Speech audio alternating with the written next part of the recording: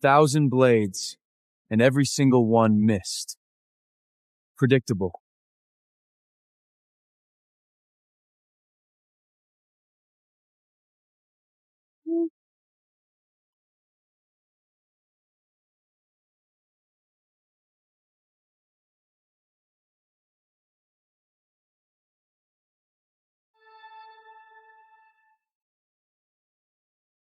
Show me what you're truly capable of, Cain. No more holding back.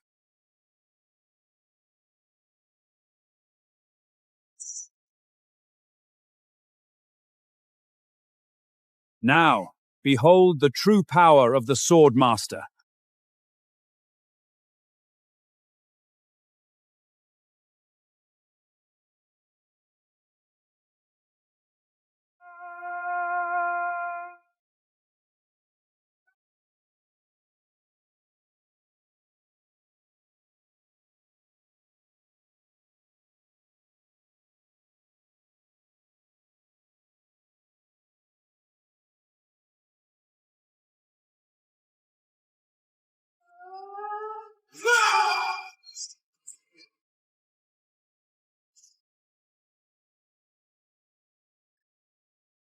Good.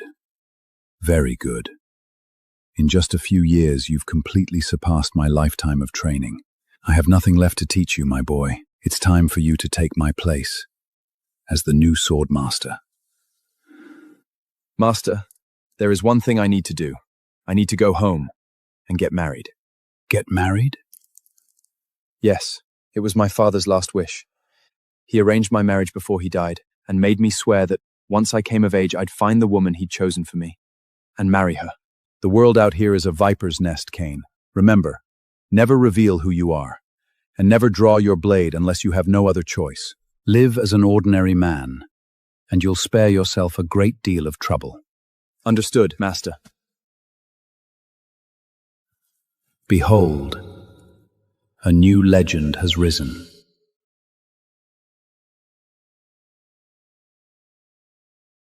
So this is the devastating power of the Swordmaster. If I can bring him back, Arundel might actually stand a chance. No, I'm too late. The Swordmaster's already gone.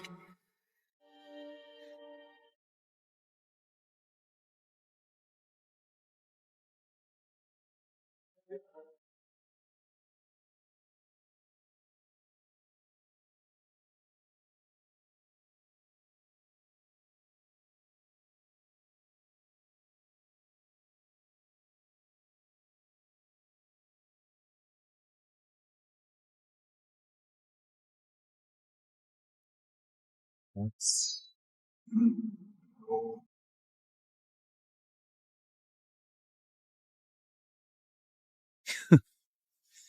3 against 1? Man, don't you guys have any goddamn shame? Mind your own business, peasant. Walk away now if you want to keep your head on your shoulders. Funny, I was just about to tell you the same thing. Kill him!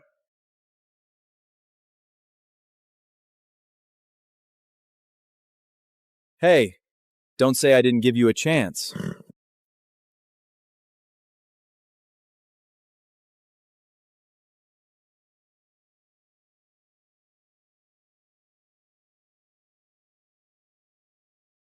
Did you kill these beastmen and save my daughter?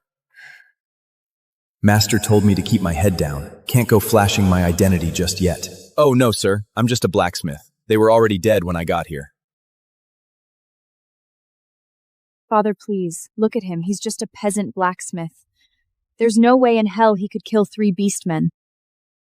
I think it was the Swordmaster. The Swordmaster? Here? Think about it. I just came down from the Swordmaster Mountain, and his sanctuary was completely I blacked out when it mattered most. If I'd found the Swordmaster and convinced him to stay, we wouldn't have to worry about the beastmen at our gates. Grace is right. This kid doesn't even have a sword on him. No way he's some master swordsman. I'm clearly overthinking this. Listen, kid. You watched over my daughter, so I suppose you've done Arundel a service. Name your price. Whatever it is, I can make it happen for you. Just help me find my fiancée. How do you have that exact same pendant?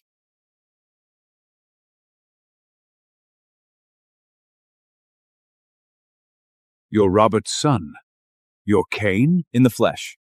Before my father died, he gave me this pendant. He told me that once I came of age, I was to honor the arrangement and marry your daughter. So, I guess that makes you my father-in-law? Watch your mouth, boy! I never said I'd let you marry my daughter. Father, what's going on? I am the crown princess of Arendelle. How could I possibly be betrothed to some ragged blacksmith?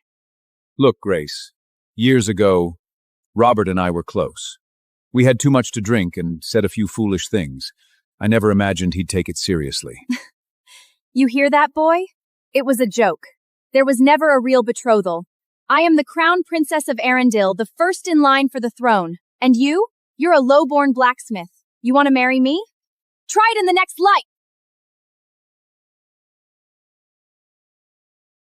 Now take your piece of shit junk and get the hell out of my sight! Look, kid, here's 100 gold coins. Enough to keep a man comfortable. Take it. Consider it a generous settlement. I didn't come here for your money. What? Not enough for you? You could hammer iron for 3 lifetimes and never see a fraction of this wealth. Don't push your luck, peasant.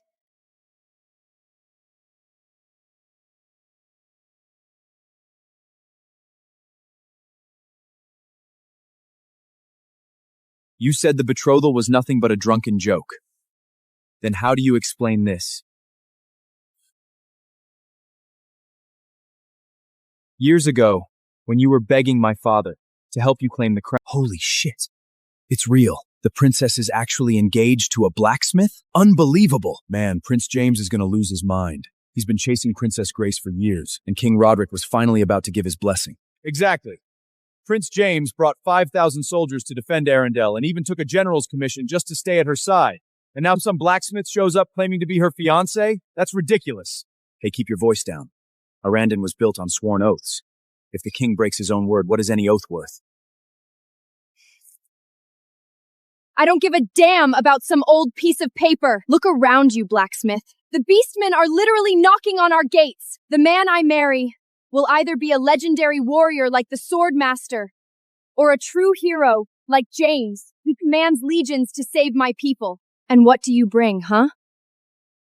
Coal and soot? Marrying you would not be an honor. It would bring ruin to Arendelle. So that is your final answer? You are breaking your own oaths?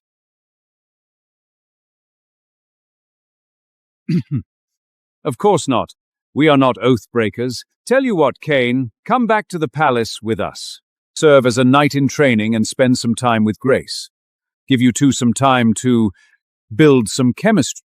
Father, you can't be serious. Silence, Grace. Let me handle this. A filthy blacksmith thinks he can become a knight and marry the princess? Go find a mirror, boy. You aren't fit to shine her boots.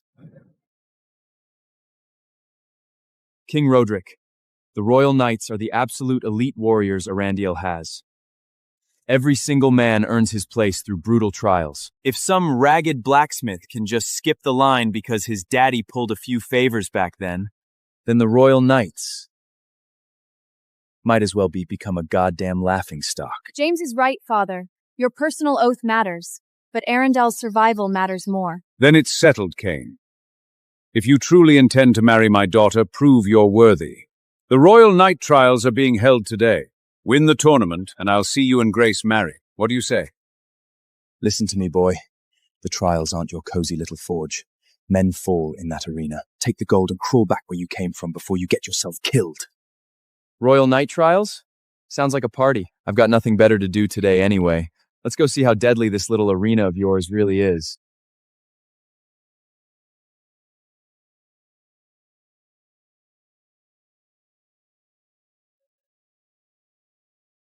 Rules are simple. Every candidate enters the pit one by one to face the beast. Whoever kills it fastest wins the trial.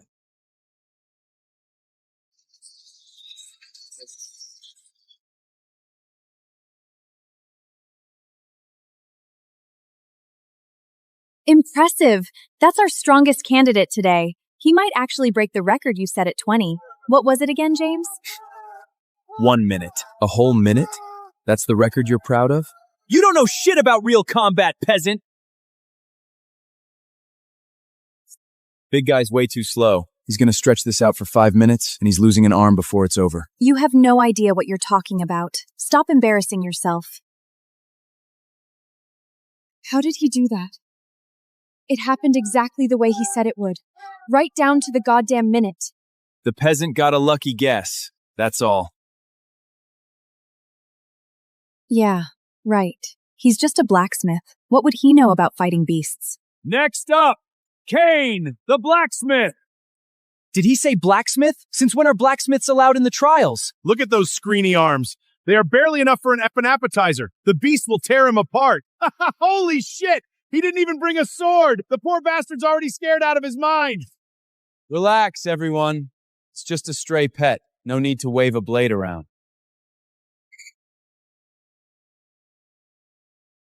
Bragging won't save you, you arrogant idiot. You think that's a damn puppy in there? Take a good look.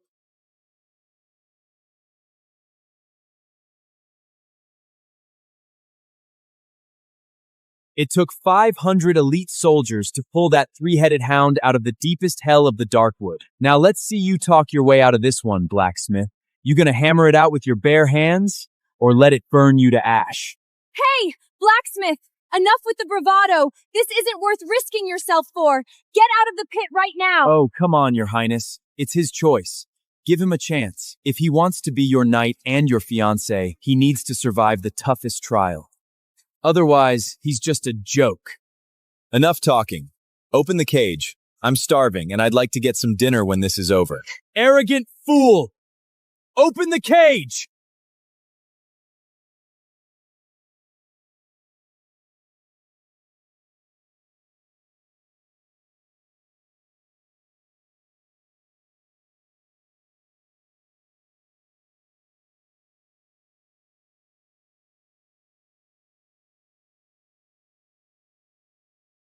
Coward!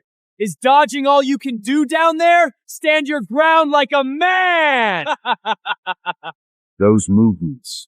His pacing is flawless. He's stepping exactly into the beast's blind spots before the strike even lands. Is he really just a blacksmith? Run, you reckless fool!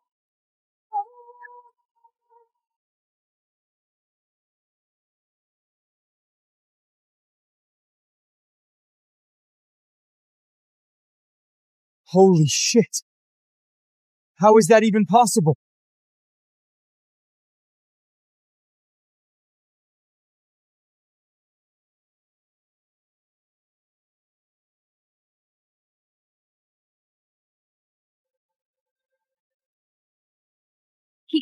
He just killed a three-headed hound with one finger? Impossible! No damn way! He must have planted something on the beast and triggered it when he touched it! So that's what happened. I knew a blacksmith couldn't be that powerful. The night trials are about real and honest skill. We don't tolerate cheap tricks in this pit. Cheap tricks? To kill that little thing? Man, you people really haven't seen much, have you? Guards! Throw him out!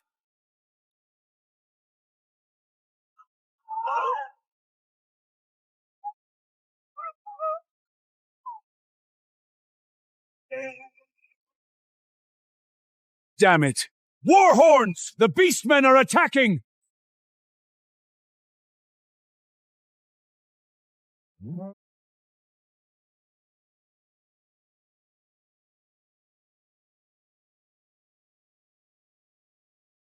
Roderick! You spineless old coward!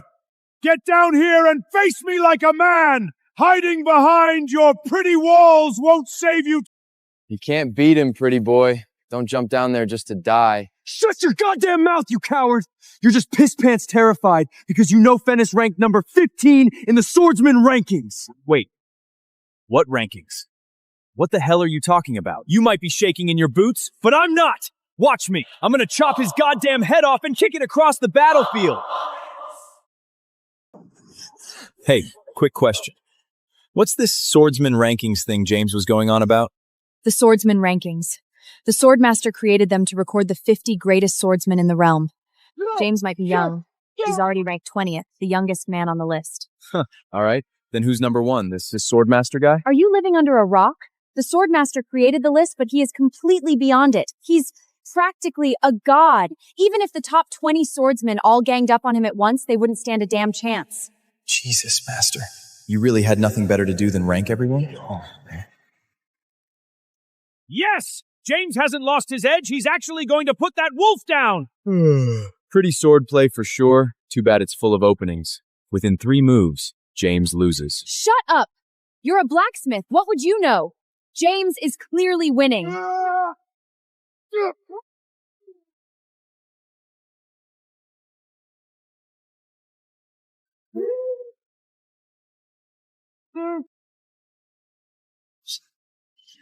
Who was that? Who sniped my blade? Show yourself! Did he just deflect Fenris's blade with a pebble? Fenris is ranked number 15. That brute's born with monstrous strength. How is that possible? Oh, I get it. He's a blacksmith. He spends his life forging weapons, so he must know the weaknesses of different swords. Send someone who can actually fight! If anyone here beats me today, I'll pull back my troops. Otherwise, when these walls crumble... Then, I suppose I'll have to handle this bastard myself. Father, no! You can't! Easy, my go. I may have some gray in my beard, but I was a battlefield swordsman long before I wore a crown. And I still hold the 16th spot on the swordsman rankings. Father is ranked 16, and Fenris is 15. They're only 1 spot apart. He can win this. He has a chance. Not even close.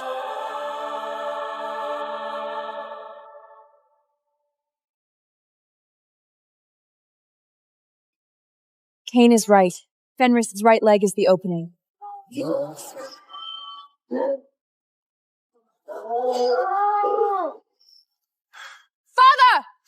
Go for his right leg!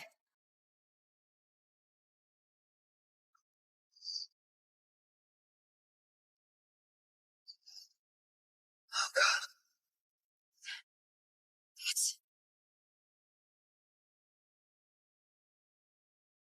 Roderick, surrender Arendiel and crawl away alive, or I'll take it over your corpse. Choose. But as long as I still breathe, you will never take Arundel from me. For Arundel! Stubborn fool.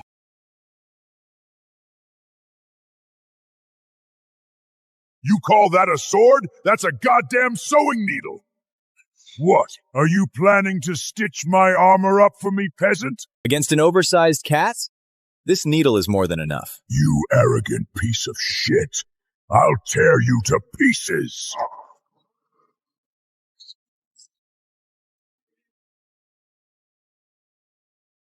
Is that it?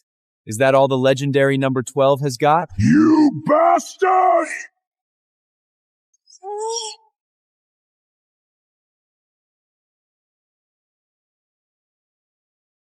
A 1,000 blades, and every single one missed. Predictable.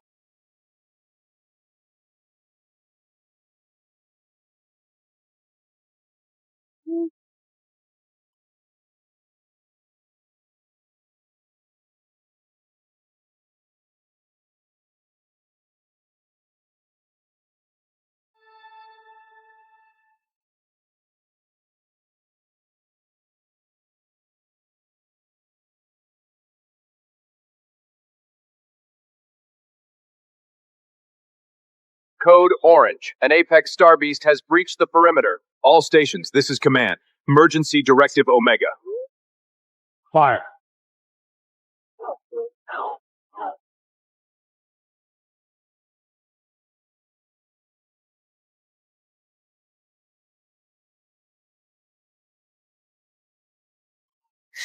Mommy?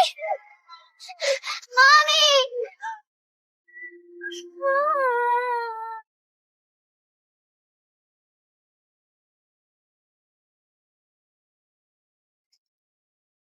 Thank God the mech is here. We're saved.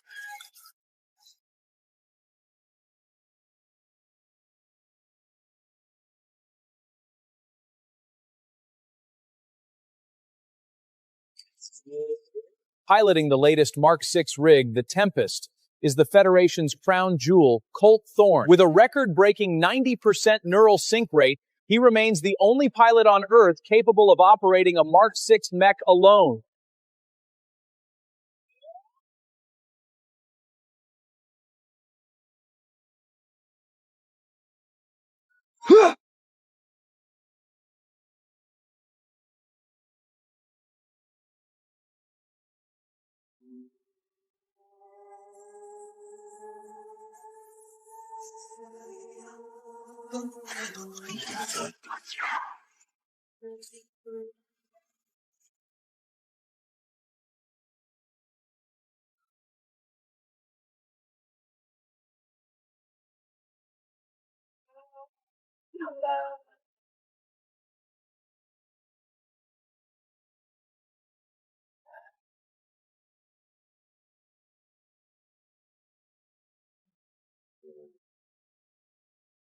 Look, Colt did it! He did it again! He saved all of us! Incredible work today, Colt. You saved the world again. But I have some bad news.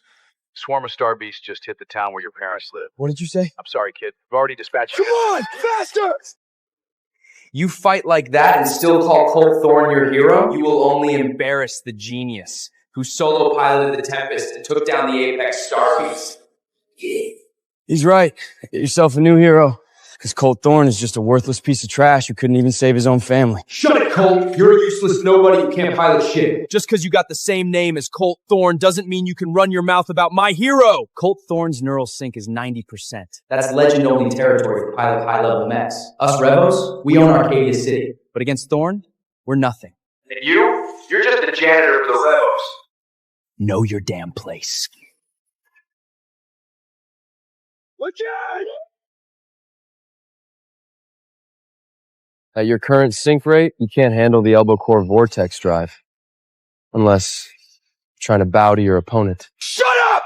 You know absolutely nothing about rigs!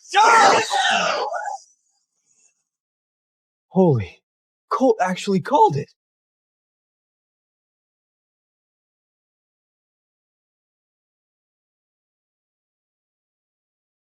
Colt. People say I'm pretty good at conversation. I got a way of Why are you doing grunt work again? I told them not to put you on this. Honestly, I'd rather do chores than pilot a rig. At least I can stay close to the woman I love when she needs me, instead of being miles away in a tin can.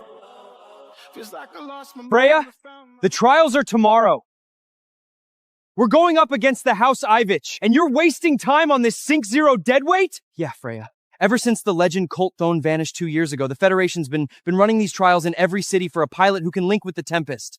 Whoever wins could be sent to the Pacific Tempest base, and may become the Tempest's next pilot. The Ivich has crushed us for years. If they win tomorrow's trials, they'll wipe us off the map! Colt, you're not part of the Revos. If I lose tomorrow, maybe none of us will survive. When that happens, you need to leave here. Freya. Worry about yourself, Freya. That sick creep Blake Ivich has wanted you forever. He's heir to House Ivich. If he's taking you to bed, no one tells him no. Like hell he will. Synchronization rate, 93%. Synchronization rate, 93%. A 93% sync rate? Really? Colt, you were the only one near the monitor? Did you trigger it? Is that your sync rate? Freya, Are you out of your mind, Freya? Cole is a janitor. The guy doesn't have an ounce of piling talent in his blood. There's no way in hell he pulled a 93% sync rate. Exactly. If Cole could pilot a mech, he wouldn't be stuck here scrubbing floors and doing work like a servant. You're right. A pilot with 93% sync rate could rule the world. Why would a person like that hide in a small town here? Should I just tell her the truth? Wait, Colt. Are you the hero who saved the Federation?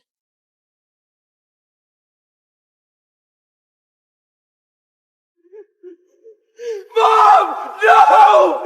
No!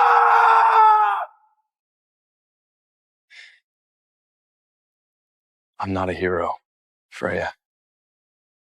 I couldn't protect anyone. I knew it. No way a loser like Colt could have hit a 93% sink rate.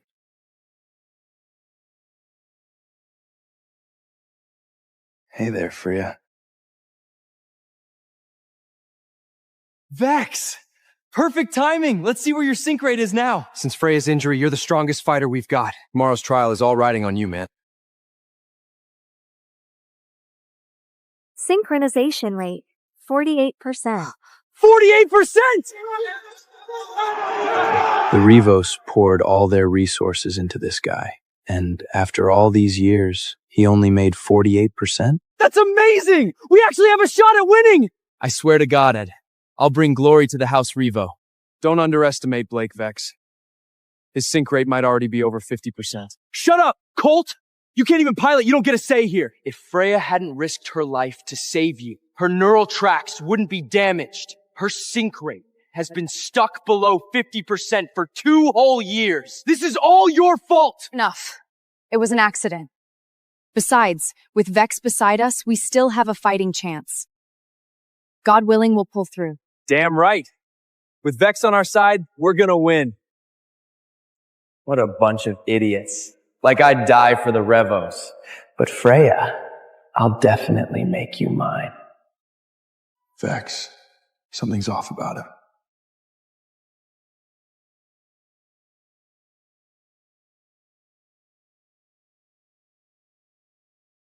Freya. The trial's tomorrow. I brought you some good tea. It'll help you sleep better tonight. Thanks, Vex.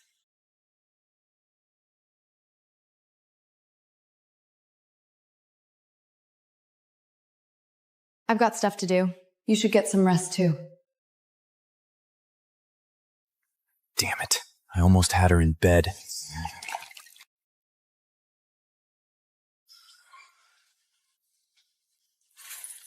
If I lose tomorrow, take this money and run. Freya. No, I'm not leaving you. Okay, listen. This is probably out of nowhere, but I've liked you for a while now. Ever since you saved my life 2 years ago. So please, don't fight tomorrow. I don't want anything to happen to you. Really? Colt? This is what you gotta say? I am the head of Fance Revo. If I fall with my people. Freya. I never thought you'd say something so cowardly. You disappoint me. I can let anything happen to Freya. But the only physical mech in Arcadia City belongs to the Iviches. Unless the Tempest. Synchronization rate, 93%. 93% sync. Still not enough to summon Tempest. Damn it, there has to be another way.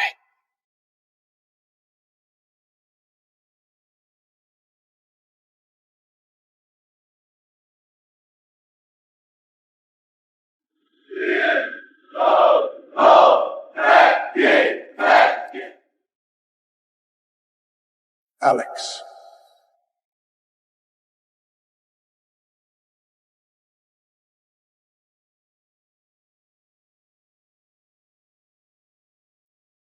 Two years, and seeing Tempest still gets my blood pumping.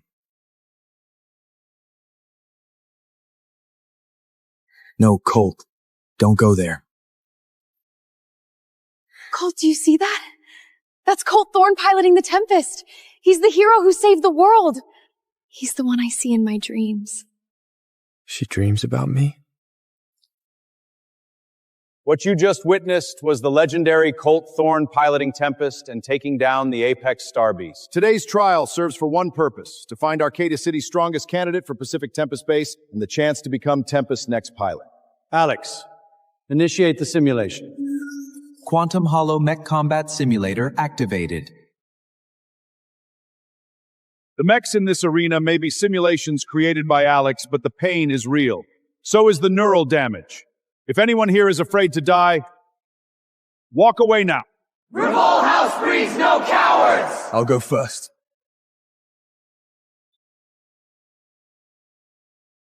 Neural sync rate 30%. Mark II mech authorized. A 30% sync rate? You Revo trash are already dead. Neural sync rate 35%. Mark II mech authorized. A rig is only as strong as its pilot. My people haven't lost yet.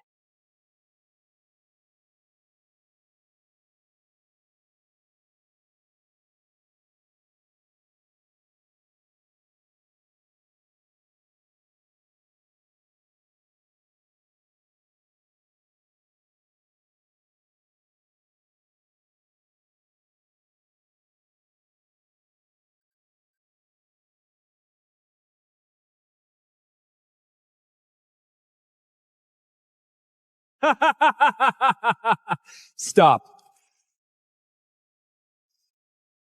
Get on your knees, Freya. Swear yourself as my sex slave, or sit back and watch your people get slaughtered one by one. Breeds no cowards!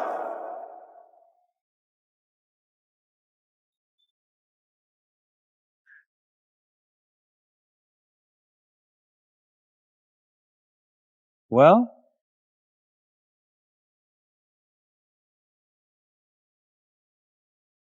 Fine. I'll fight. Neural sync rate confirmed. Mark III mech authorized.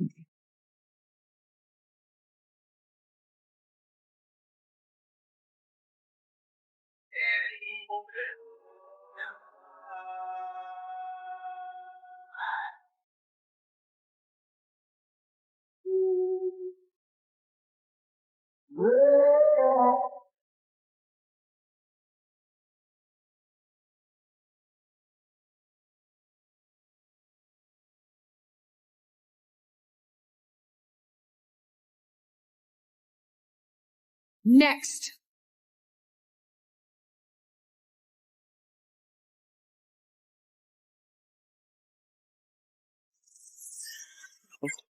Neural sync rate 56%.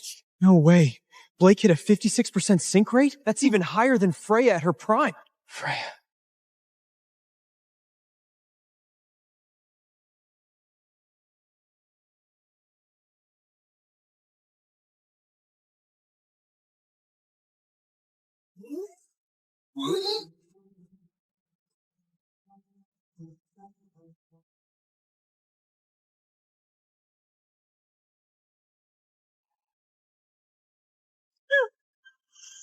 Freya! Too slow, Freya.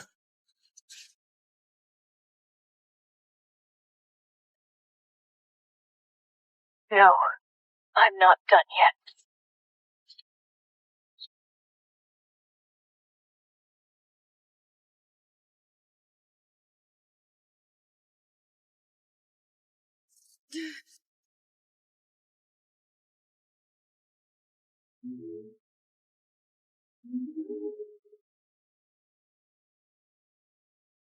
Oh. Freya!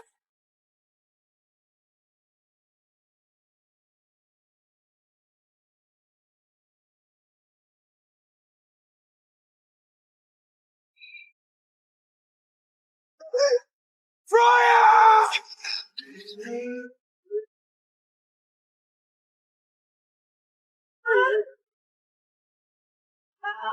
Submit to me.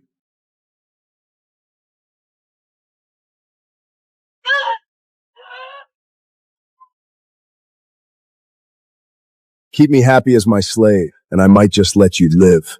Hell, I might even let Revo House crawl away with scraps. Any more Revo losers brave enough to die? No? Freya. Then Freya belongs to me, and the chance to pilot the Tempest is mine! I'll fight for Revo House! Get your ass back in line, Colt. You're a Sync Zero loser. You have no right to represent Revor House. Just because your name is Colt doesn't mean you're the legendary Colt Thorn. You're gonna get yourself killed out there. It's Vex! Vex is here! Freya is saved! Stay out of the way, Cole.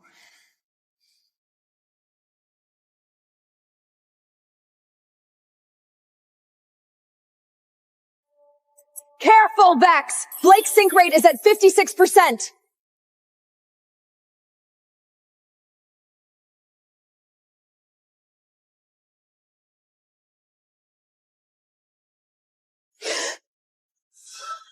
I'm here to offer the crest of Revor House and the deed to its hereditary barony and reneritan power to Lord Blake. Please, accept my surrender and my absolute loyalty.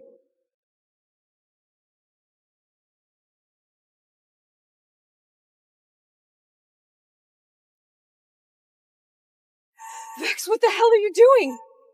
I don't have Revo blood in my veins, Freya. You think I'm gonna die with your doomed little house? Lord Blake's the future. My father raised you like his own son. God will judge you for this, you traitor! You made the right choice, Vex. Get up. From now on, you're an Ivich. Freya, my sweet little slave. Time to get on your knees and kiss my feet. I'm going to have a lot of fun breaking you. In your dreams! Then die.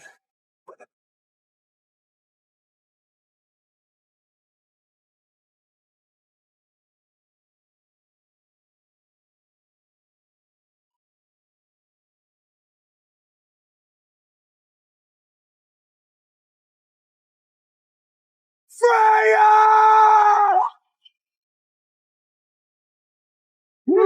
Hey, back off! You're not a Revo. You're not qualified to fight.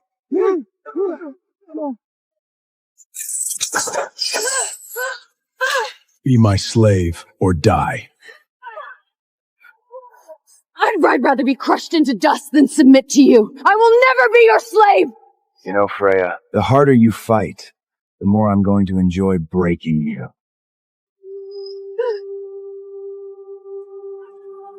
Freya!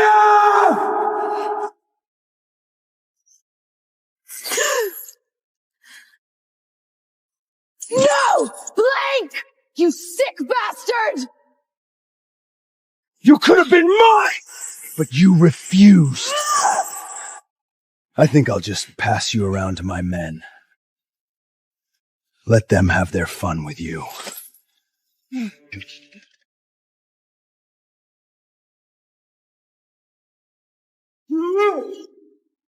Dual terminated. Holographic simulations offline.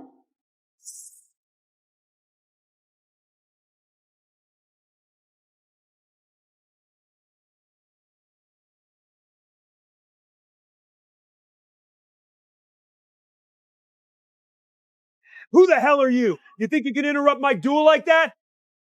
She surrendered, that's it.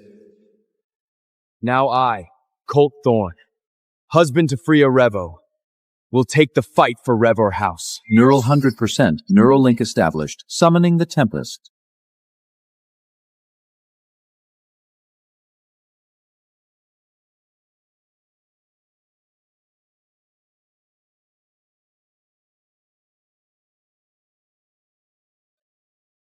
Sam, are you still not going to apologize? You accused Naomi of stealing your training plan. She almost went into depression because of your lies. Accuse Naomi of stealing your training? You hear a word I said? Apologize! Don't make me... I'll apologize.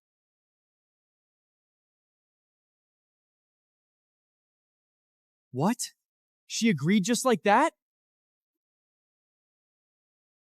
Sam, you've really let me down. We used to be like family. Why do you keep going after Naomi and tearing the team apart? I'm back in junior year. This was right after we won the city championship. Everyone said it was because of Naomi. No one knew she stole my training plan. I tried to explain, but they all insisted I was just jealous. That was the moment I started losing the whole team. Nay, thanks to your training plan, we won the city championship. You're our MVP behind the scenes. Aw, you're too sweet, my captain!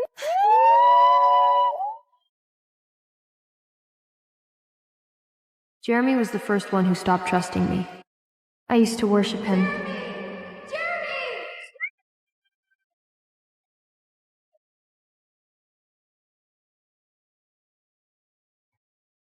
Thanks, Sam. Crazy once had a crush on him, even joined the basketball team because of him. But now, never again.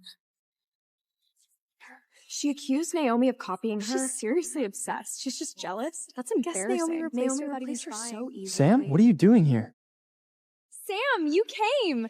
Perfect timing. Come celebrate with us.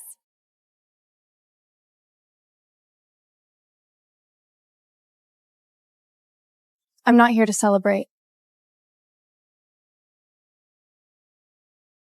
I'm here to apologize. Sam, what are you doing? I'm here to apologize to Naomi. Isn't that exactly what all of you wanted? Sam, are you still saying I copied you? I didn't! If you don't believe me, we can ask Coach to investigate. Are you sure you really want an investigation? I only thought our training plans looked very similar, but I never told anyone that you copied me. So I'm curious. How did the rumor that I accused you of copying me even start? Sam, I know you didn't mean to cause trouble, but Naomi really did get talked about because of this. She almost got depressed because of it. So asking you to apologize to her, that's not too much, right? Sam's always had a crush on me. Ever since Naomi showed up, she's been jealous. Naomi got hurt because of me. I have to make this right. Yeah, Naomi's always been nice to you. I'm sure she'll forgive you. We've always been a team. Let's put this behind us and move on. Okay? Sure. I can't wait to move on. Naomi, I'm sorry. No matter what the truth was, if I hurt you in any way, that's my fault. I'm sorry. Why is she being so calm? Oh, my boo, I never blamed you! Samantha used to be so stubborn. If she acts this obedient, how am I supposed to turn the whole team against her? Coach Harlan, Sam already apologized. Do we really still need to punish her? An apology doesn't erase consequences. Samantha, due to your negligence and your false accusation against Naomi, you are being reassigned to operation support, effective immediately. You will report directly to Naomi.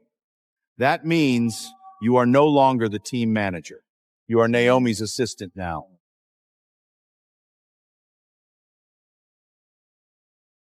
You are no longer the team manager. You are Naomi's assistant now. Perfect. Now I get to order her around in front of everyone. She'll write my plans, track my numbers, run my errands, do all the dirty work for me. Last time, this was exactly how they demoted me to assistant. Then Naomi stole every bit of my work, and everyone treated me like free labor.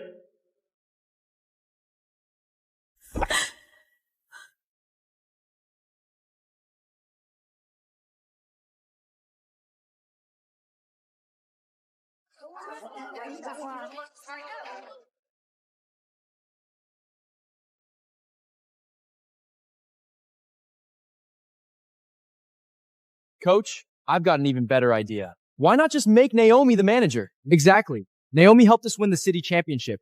That alone proves she can do the job. Sam hasn't been cutting it lately. She's nowhere near Naomi's level. Sam really needs to do better. I'll consider it. Jeremy, you're the captain. What do you think? This team has always been about fairness. Whoever's better for the role gets it. Coach, I support your decision. Sam, I know this is hard for you, but if you just cooperate with Naomi, the team will No need. I accept the decision. I'm resigning as team manager. And then I leave this team for good. I think it's time I gave all of this back to you.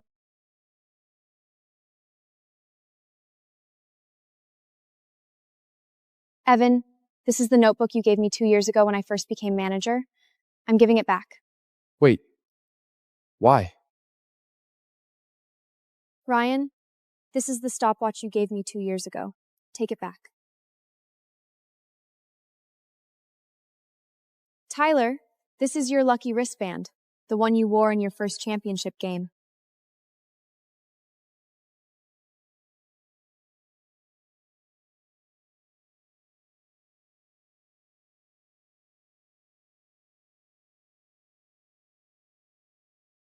This one was from Mark. The team jacket all of you signed for me.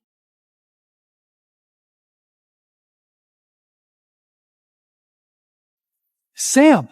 What the hell are you doing? You used to treasure these gifts, and now you're just throwing all of them away? That's the captain's first MVP medal. Samantha! He gave that to you on your 1-year anniversary of the team. Sam, you're really giving back the thing the captain gave you too?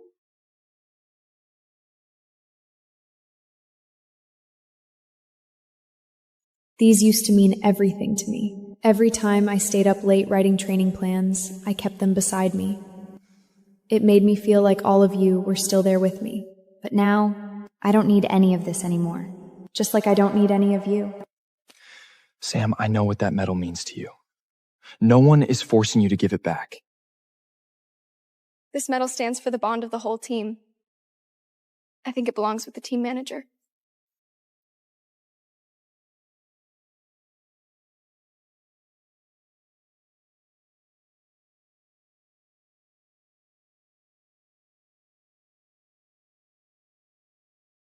Sam, I can't take something Jer gave to you. Compared to me, I think the captain would rather have you keep it. Wouldn't he, Captain? Sam! What game are you playing? Are you doing all this just to get our attention? No. I'm just doing exactly what all of you wanted me to do. You wanted me to apologize, so I did. You wanted Naomi to replace me, so I agreed. Now I'm even giving her this medal. Isn't that enough? Or is it that you didn't actually want me to give it to her? You know what? In a way, you're doing me a favor. Take it. If she doesn't want it anymore, what's wrong with me giving it to you? Make sure you appreciate it. Unlike some people.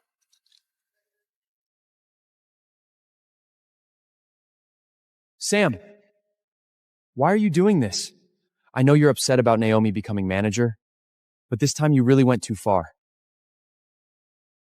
The captain is really angry right now. I was just sincerely apologizing. So that's what makes all of you angry? What the hell happened to Samantha? I barely even recognize her anymore.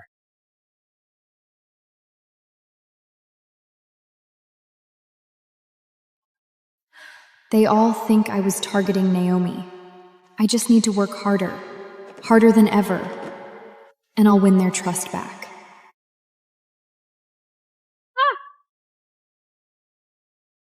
Are you okay?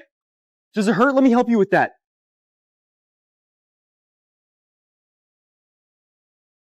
Ow! What happened? Are you hurt? I'm fine. I just came to help Sam clean up. Maybe the balls weren't stacked properly. You can't even handle something this basic? You're on bathroom duty for the next month!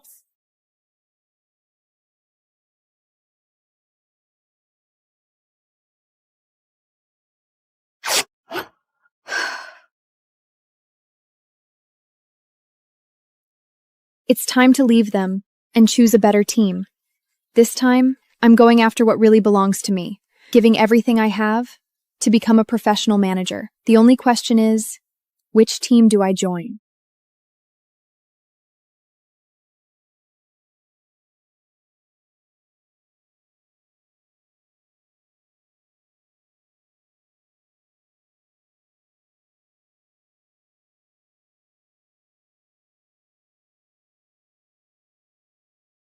Thank you. Sam!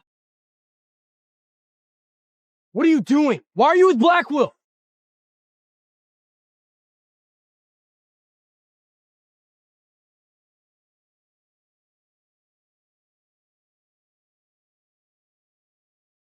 So that's Andrew Blackwell, the hockey captain everyone calls the Ice King. Stay away from him. He's Jeremy's biggest rival. That guy's won Athlete of the Year 3 years in a row. Jeremy only got it once. Perfect. He's exactly the person I should be getting close to now.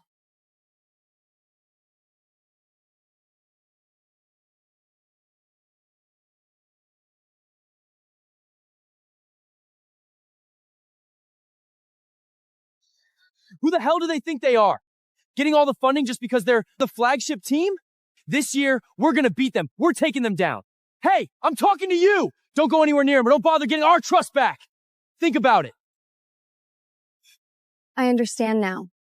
I don't need your warning.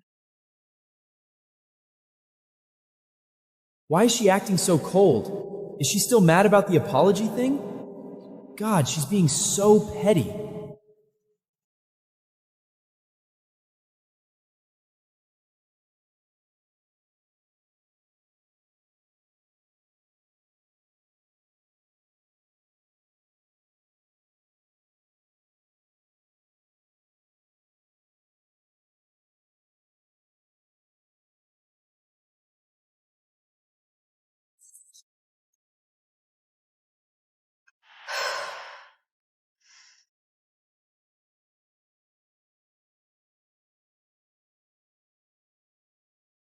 Coach Morales, hi, my name is Samantha Reed. I used to be the Bears manager. I want to join your team. I know who you are. You're the one who helped turn the Bears into a championship team. 4 titles in 2 years. Nobody just called you a manager. They called you the engine. Honestly, if you had stayed with the Bears, I thought we might lose our flagship title this year. So tell me, why are you leaving them and coming here? I want to treat sports like a real career and become a professional manager. And the truth is, I've always loved hockey. I chose basketball before for my own reasons. Now, that's changed. All right, but if I bring someone in, they need to actually understand hockey. You've got 24 hours. Learn the basics, positions, systems, game pace, terminology. Come back tomorrow, pass my test, and you're in. One day? No way. Coach is just turning her down politely. So, can you do it? Yes. Thank you, Coach. I'll earn my way in.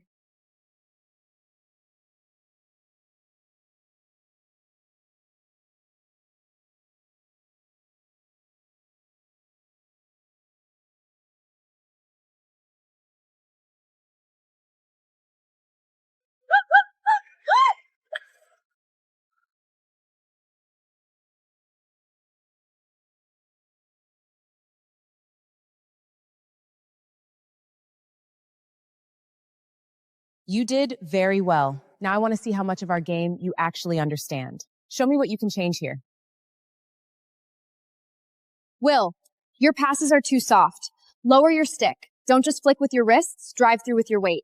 Nathan, stop leaning back. Shift your weight forward, drive from the hips, and put your power through the puck.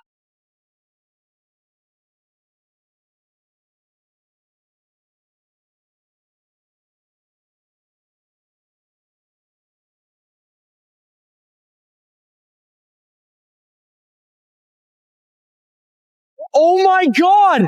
She actually fixed it! Yesterday she was a basketball manager, and today she already gets hockey like this? Samantha, that was excellent. We're very happy to have you on the Blades. Welcome.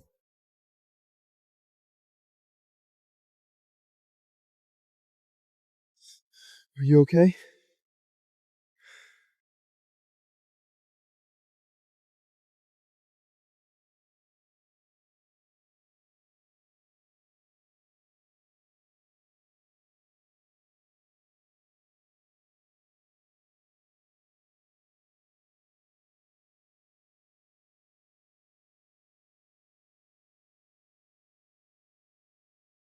The nurse said you passed out from exhaustion.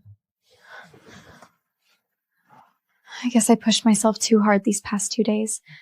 Thank you for bringing me here, Andrew. You're one of us now. You don't have to carry everything alone anymore.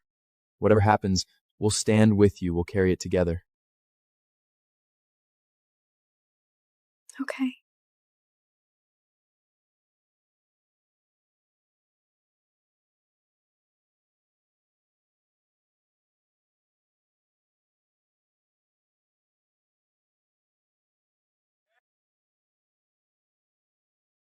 What the hell was that out there? We won the city title yesterday, and today we lose a scrimmage to the backup squad? Do you even want the flagship title this year or not? This is on Sam. She didn't prep the film review. She didn't even show up today. Isn't she the one who usually fixes our adjustments on the fly? Enough! What, none of you know how to play unless Sam is here?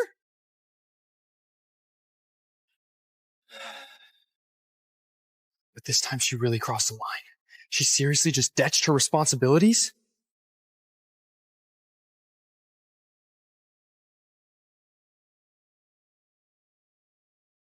Seriously? Sam's gotten way out of line. She's not even picking up the captain's calls now? Did you hear? Samantha quit the basketball team. And she transferred to our biggest rival. The hockey team. What did you just say?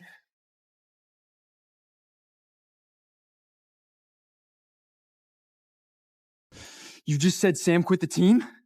And joined hockey? No. That's impossible. She literally apologized to us and accepted Coach's punishment.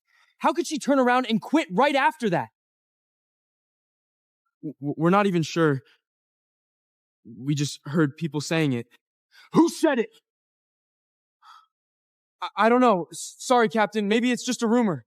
Then remember this. Don't spread things you can't prove.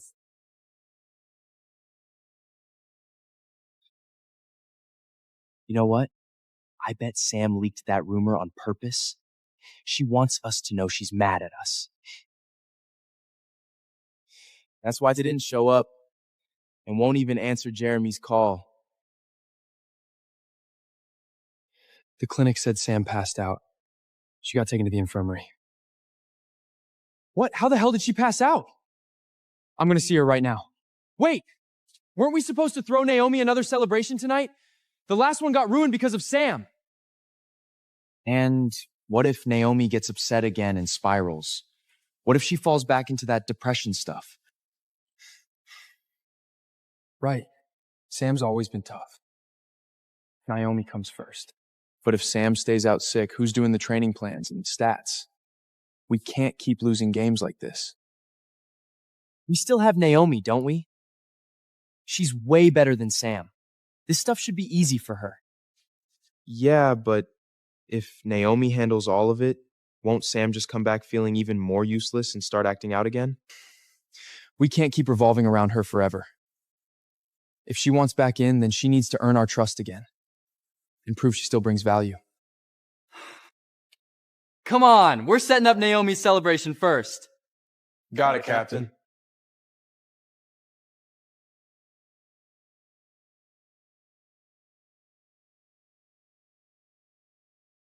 Sam, are you feeling any better? We've got your back. Get some rest, manager. Thank you, guys. I'm feeling a lot better. I already started working on your training plans again. Slow down. Your health comes first. The material you gave us has already helped this team a lot. Thank you for everything you've done. You okay? I'm okay. It's been a really long time since I felt this scene.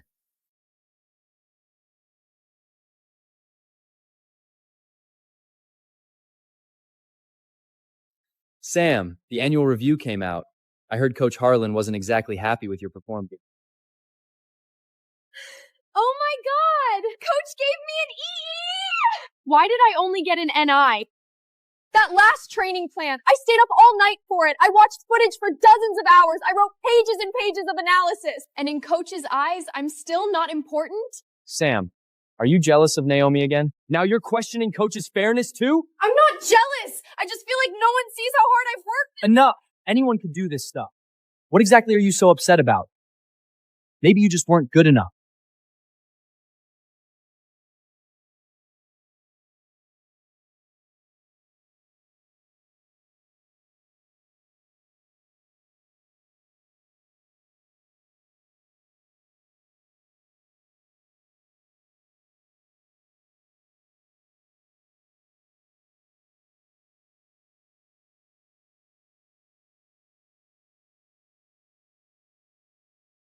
Sam, are you really okay?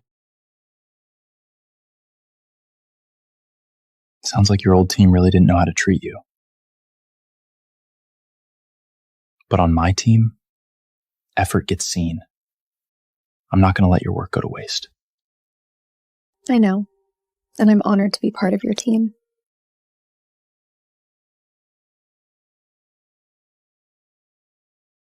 I've already written my withdrawal email.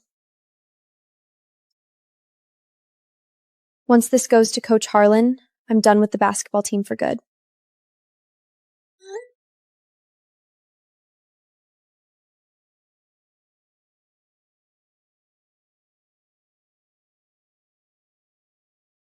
I just need a proper fight to touch that crown. Shh. Where are you taking me? Can't stop. Oh my god! You guys did all this for me? This is insane! Thank you! Jared, this had to be your idea. You spoil me way too much. Of course. You're our princess. The last party got ruined because of Sam, so this time you deserve one done right. Come on, loosen up! This is what a real victory party looks like! The Bears are not a bunch of innocent little choir kids!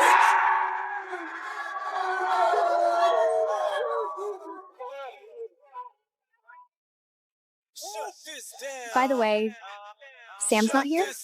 I heard she quit the team. That's impossible. She's just sick. She wouldn't leave us. Oh my god! What happened to Sam? Is it serious? I should go see her! Princess, don't be so nice. Sam does not deserve that. She's not even answering Jay's calls now. That's kind of disrespectful. But maybe she really is that sick. Or maybe there's another possibility? What if she's still mad at me and at the whole team and she's pretending to be sick just to avoid all of us? I know Sam's been different lately, but she can't seriously be that petty, right? That's only because you've always been soft on her. I'm telling you, this is all on purpose. Returning gifts, playing sick, ignoring calls. It all screams the same thing. She's throwing a tantrum over losing the manager job. And mostly, she's trying to get to Jerry. Enough! Stop talking about her. This is exactly what happens when you let someone get away with too much for too long. I'm not giving in to her this time. It's okay. Let's keep playing.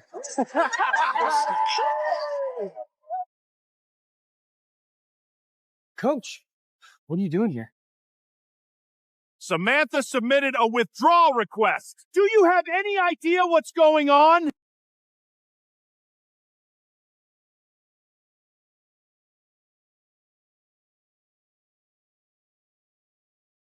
For 2 years, I played the quiet, understanding girlfriend. Then Nico gave my first-class seat to another woman and told me to take the rear cabin like an adult. What he didn't know? I wasn't some disposable girlfriend trying to enter their world. I was born above it. One phone call later, my mafia Don father froze every car, jet, and account tied to Nico's family. Now the same men who laughed while I walked to row 24 are bowing their heads when I enter the room. And Nico? He still doesn't understand why everyone suddenly looks terrified of me.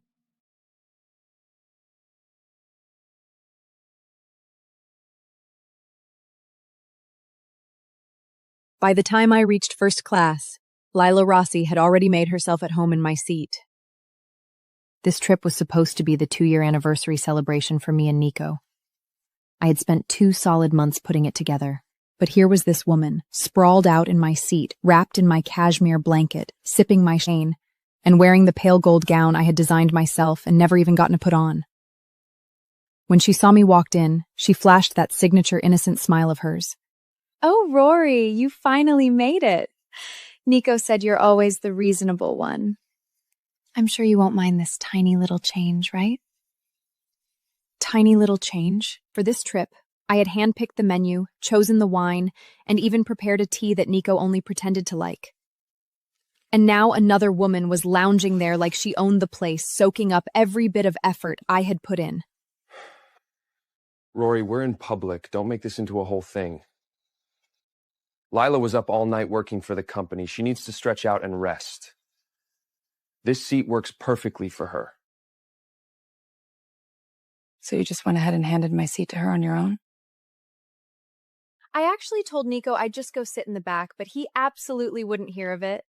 He said row 24 in economy is basically made for someone like you, since you've always been so good at roughing it. It's 1 seat. The flight is 4 hours. Go sit in the back and stop acting like I sold you into slavery.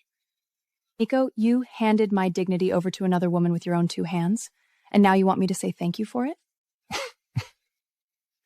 You think acting all pure and above the drama makes you special? Please. At an event like this, Rory, being obedient doesn't make you noble. It just makes you useful. disposable.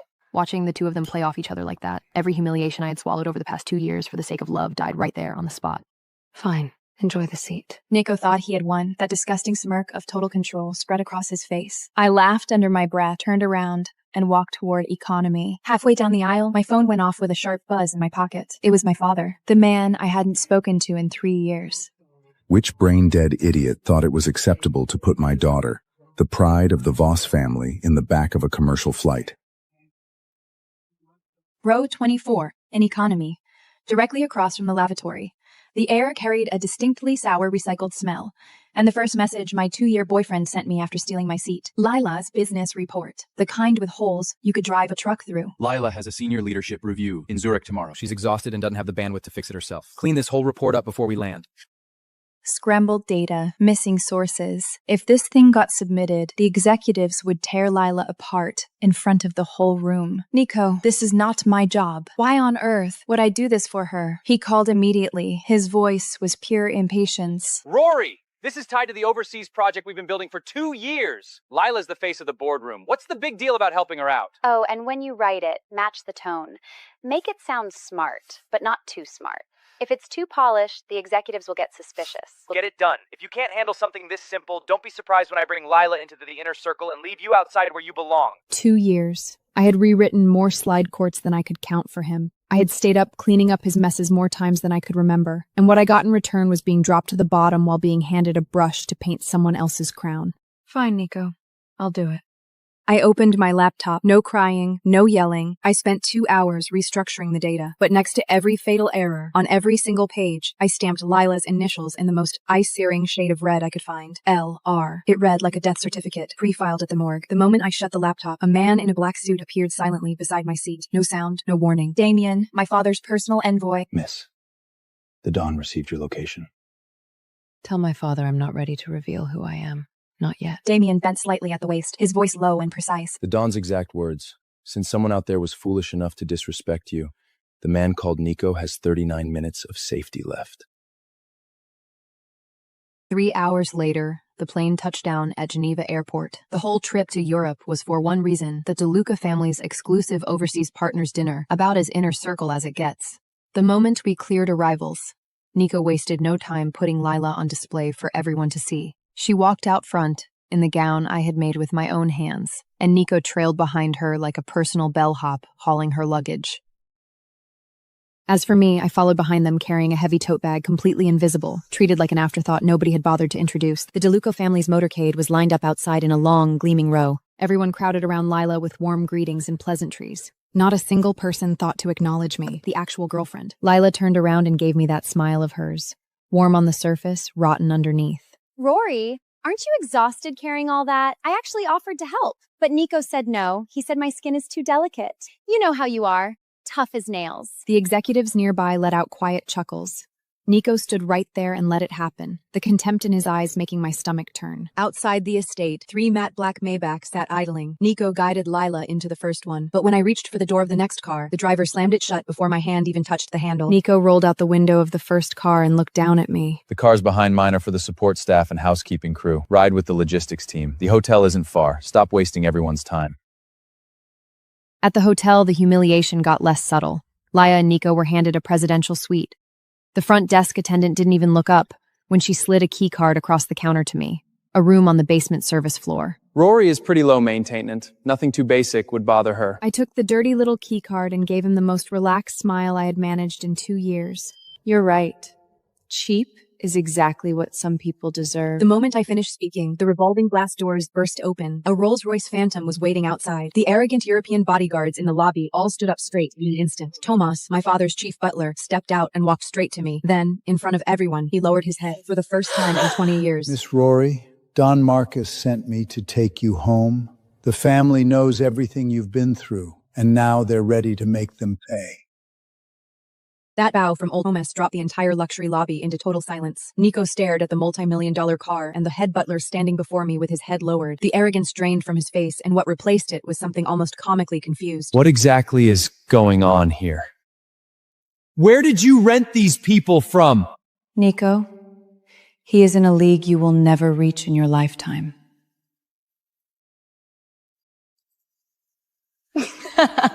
Please. You rented a luxury car and hired some actors to make yourself look important? Rory, the length you'll go to just to get Nico's attention are honestly embarrassing. Thomas turned and looked at her, one cold, measured glance. It was enough to strangle the laugh right out of Lila's throat. She couldn't stop trembling. That evening, the DeLuca family's international business dinner. I sat in the very last seat at the very last table in my plain work clothes. And then Lila walked onto the stage on Nico's arm, and my focus locked onto her instantly. Around her neck was a black rose necklace, my mother's only keepsake. The one Nico had told me he was taking to the jeweler to be repaired. The one I had told him my mother was wearing when she touched it for the last time before she died. Nico, who gave you permission to touch my mother's things? I walked to the stage, stepping over broken glass without slowing down. Lila instinctively covered her neck with her hand and performed a look of a startled swan. Rory, you're being so petty. Nico said it was just sitting in a box collecting dust anyway. Only something as beautiful as my gown could actually do it justice. Stop making a scene, Rory. It is a beat-up old necklace. We are at an important event tonight. You're throwing a fit over something that belonged to a dead woman. Do you have any idea how that looks? Watch your attitude. If the deal falls through because of this, I will make sure you disappear from New York completely. Disappear? I pulled out a matte black encrypted phone I had never used before and made a call. Dad, they put Mom's necklace around a dog's neck. From the other end of the line came the sharp, splitting sound of a crystal wine glass being crushed barehanded. After he crushed that glass, the phone went completely silent. That silence was the last warning sign before Don Marcus's Voss decided someone needed to be destroyed. His voice came through the receiver like cold air off a Siberian glacier. Is the necklace still on that woman? Yeah. Good. Then let all of Europe watch exactly how she loses everything because of it.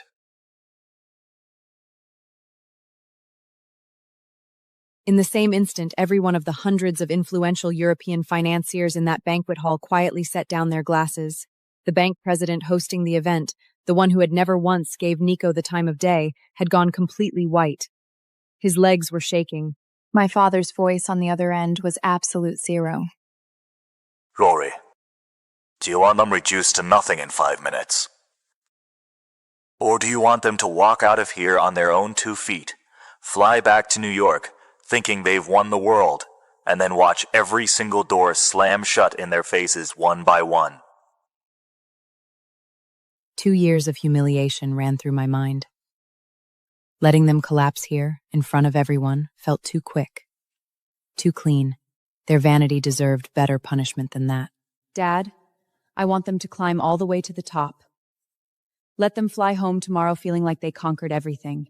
And then, right at the peak of it, right when they're most proud of themselves, I want their entire world torn down from the top. Now that is the Voss blood talking. I don't know who you people are, but DeLuca's position on Wall Street is not something you can threaten with a phone call! I repeated his words to my father. My father's response was ice cold. DeLuca. After tomorrow, that name will only appear in the footnotes of a bankruptcy filing. While my father had been eating breakfast, he had completed the full acquisition of the largest transatlantic passenger airline route between Europe and the United States. Their return flight authorization had been cut off entirely. I looked up at Nico and Lila, still smiling, still believing they had already won. They had absolutely no idea that what they thought was a triumphant gateway home was actually a one-way first-class ticket straight into the ground. Geneva International Airport. Afternoon light slanted through the windows of the VIP departure lounge. Nico and Lila had their confident smiles back, fully reinstalled. Last night's dinner had wrapped up without a hitch, and Lila had her arm looped through Nico's, like the whole of European high society had just been a stepping stone placed there specifically for them. Nico looked me up and down. You sorted out your own ticket back to New York, right? There is no first class left on today's direct flight.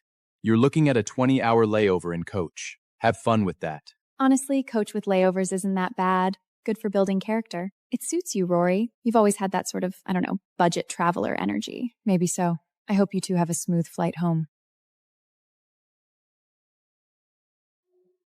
I'm sorry, sir, ma'am. You've both been denied boarding for this flight. 3 hours ago, this aircraft was chartered in full by the Voss Group and reclassified as a private flight. Both of your tickets have been voided and flagged as non-transferable. Full refunds are being processed as we speak. Rory! You did this! I know you did this! Me. Come on. I'm just a girl who was about to go find her seat in a 20-hour layover. Remember? The budget traveler one? Miss, your private aircraft is ready for departure. The Don's instructions are that this flight is entirely at your disposal. Nico turned back slowly and stared at the plane that had been powered up for one single passenger. The first crack in his world opened up right then, and it was not going to close. What? No. No way, this can't be real. Rory? A private jet? You're lying. Nico completely lost it. He grabbed Leela's arm and tried to force his way into the private VIP corridor.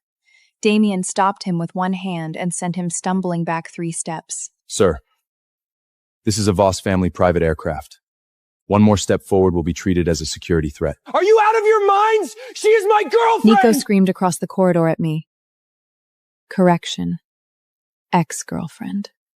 That one sentence, said out loud in front of everyone, shredded whatever was left of Nico's dignity in one clean motion.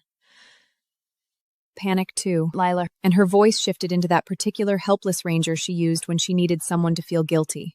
Rory, why are you being so cruel? You chartered the plane. What does it cost you to let us come along? Do you have any idea what it'll mean if we miss tomorrow's board meeting? That's on you. Funny, I seem to remember someone saying just 30 minutes ago that a layover in coach was a wonderful, authentic travel experience. Apparently, that only applies when it's my problem. Nico took a slow breath and deliberately softened his voice. He switched on the version of himself he used when he wanted to sound generous.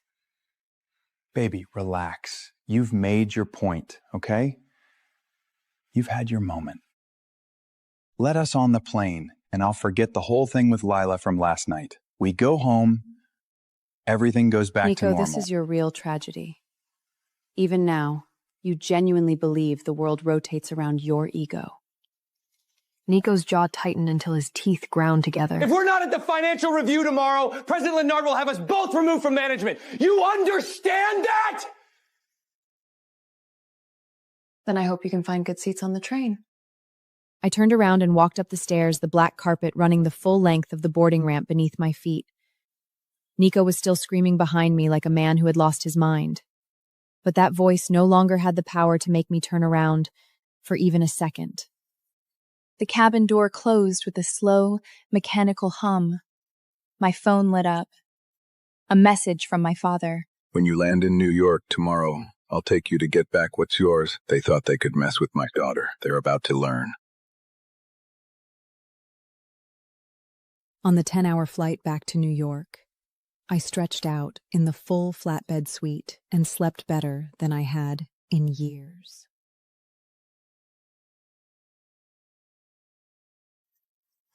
Meanwhile, Nico and Layla were crammed into a grimy train station somewhere, eating instant noodles next to their luggage.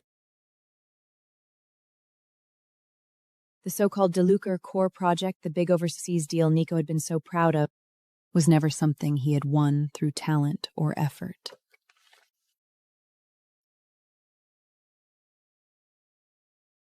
My father had dangled it in front of him deliberately, as a test. A controlled leak. Nico didn't even make it past the first line in the sand. The next morning, 10 o'clock, New York headquarters, main boardroom. I walked in wearing a sharp-lined black Givenchy suit and took my seat without hurrying. 10 minutes later, the boardroom doors flew open. Nico and Lila barreled in without having had the chance to go home first. President Lennard sat at the head of the table, looking like a man deciding whether to start shouting or start firing. The core board meeting started 4 hours ago. Director DeLuca, do you now consider this company your personal property? Sir, The flight was canceled. It was completely out of our control. Right. I heard you spent the night on a packed train. Sounds like a valuable lesson, Director DeLuca. Care to share? Regarding the flagship aviation finance project under the Fengray Group portfolio, valued at over $10 billion, we are changing project leadership effective immediately. Rory will take over as full project lead, reporting directly to me and to the Fengray board. Nico, you're being moved to a supporting role.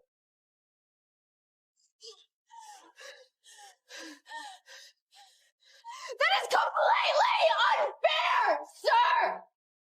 Rory has only ever been a regular member of the team, who only sorts out other people's presentation documents. She does not have the matching ability to take charge of such an important project!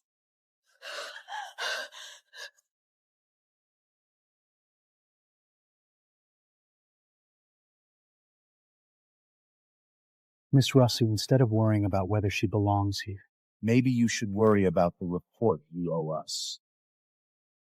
The CFO put you in charge of it himself.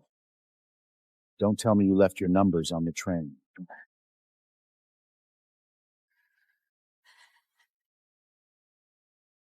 The report, Miss Rossi. Sir, I do have a draft. It's just... the train was a mess, and I didn't get to finish the last section on the financial restructuring. Sir, Lila was awake the entire night on that train, working on this without a single hour of sleep. We cannot penalize a dedicated employee for a situation caused by an airline's operational failure. I'd love to step aside. The draft from Miss Lila, up all night on the train, Rossi, has been sitting in my shared cloud folder the whole time. What appeared on screen was not a polished, cleaned-up deliverable.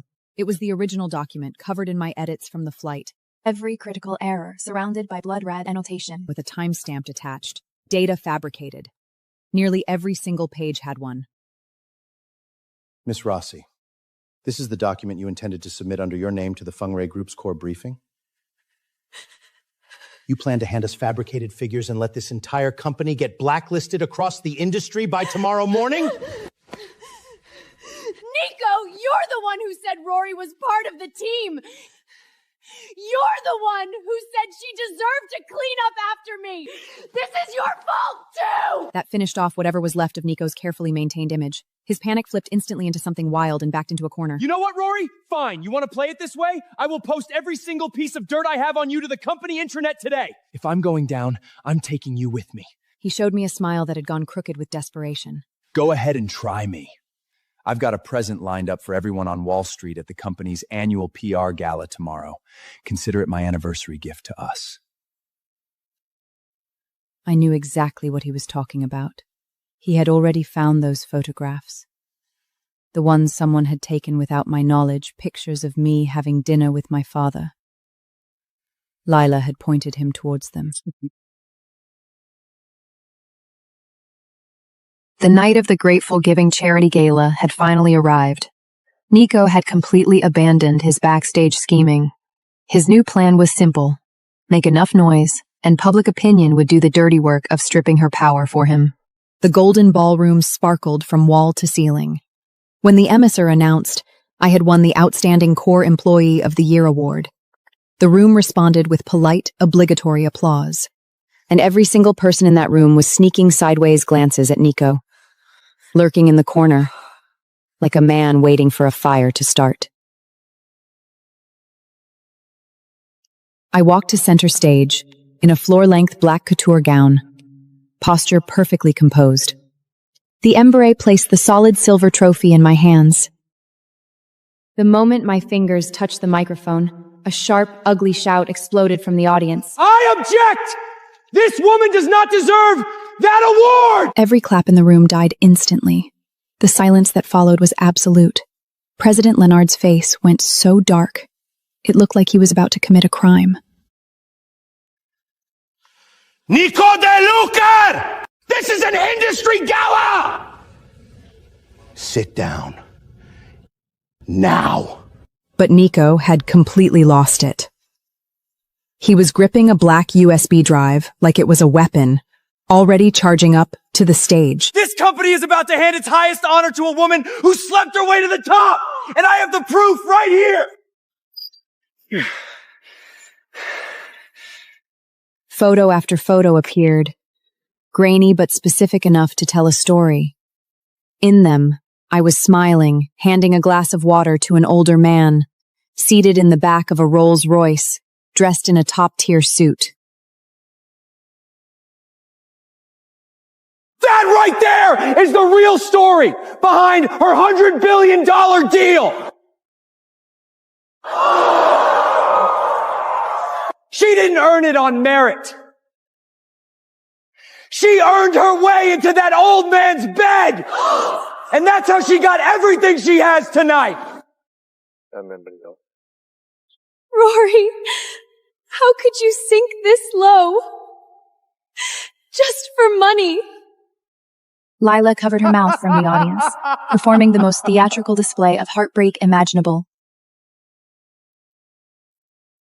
Nico let out a laugh that filled the whole room, looking at me like I was roadkill. What's wrong? Nothing to say? Feeling guilty? Rory, you're standing in front of all of Wall Street right now. So go on.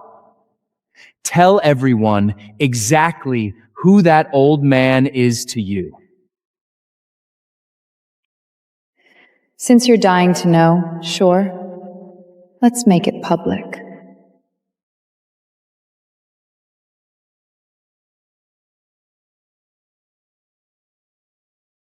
Welcome aboard Flight 233 to New York City.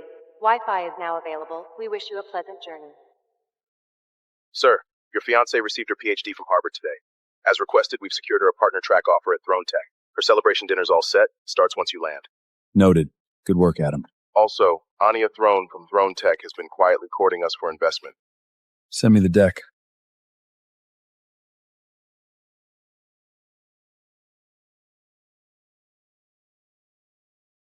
Parker, just tell my grandma I'd rather die than marry John Caldwell. Boss, the Caldwells are our best shot at the Titan. It's a $1 trillion powerhouse. Your grandma sees this marriage as the golden ticket. We can't afford to say no. I'm not marrying a notorious playboy to save my company. I'll handle it on my own. The Caldwell family has already surpassed us in market share, unless you marry someone else first. Marry someone else?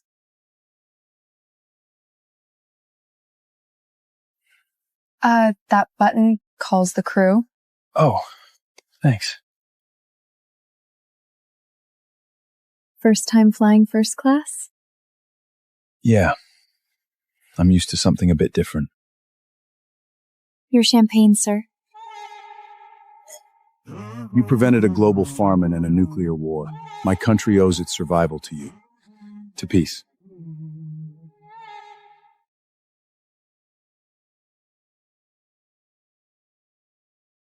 What did you do in Africa?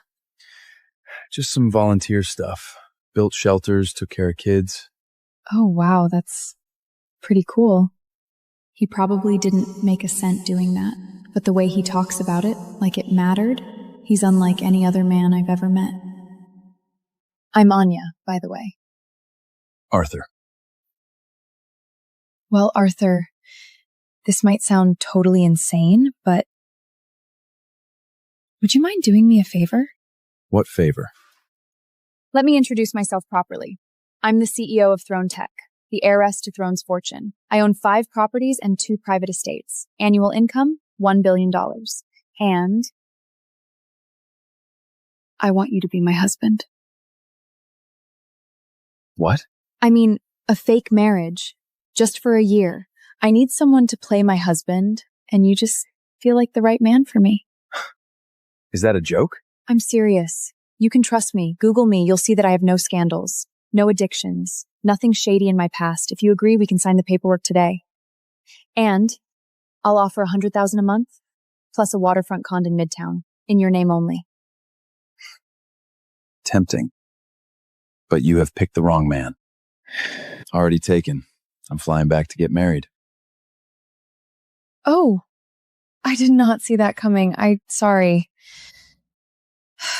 So that is it. Guess I just have to suck it up. You do not seem that helpless to me. Your AI subsidiary, Underthrown Tech, it has got potential. The Titan Group will be interested.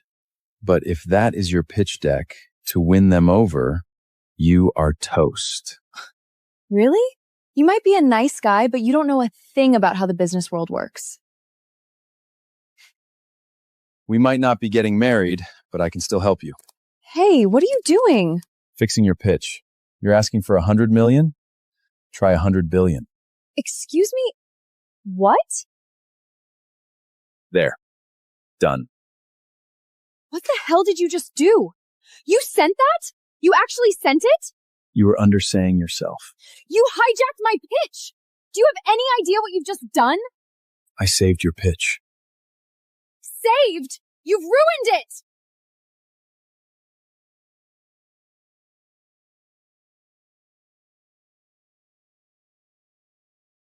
Did you just touch me? It was an accident. Turbulity, I was trying to help. Oh, you've done enough to help. Sir? Ma'am? Is everything all right? We're good. She just scored a $100 billion investment. She's a bit emotional. Emotional? Well, congratulations. Trust me, the Titan Group doesn't go for small gains. Asking for 100 million? That's an insult. 100 billion? That's where the conversation starts. You want to win them over? You need to think bigger. Did you seriously just say that? You're welcome. Great. First you messed with my file. Then you humiliated me in public? Congratulations, you're officially the most infuriating man I've ever met. Lucky we're not getting married, huh? This isn't over.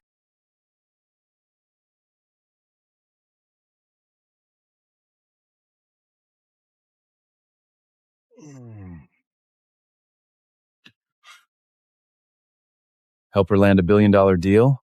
And not even a thank you? Please. Serena would never. 5 years apart. She must be surprised when he sees me. You sure about this? Africa's far. It's not just a trip. I'm going to change the world, Serena. You always knew that was the dream. One more thing before I go.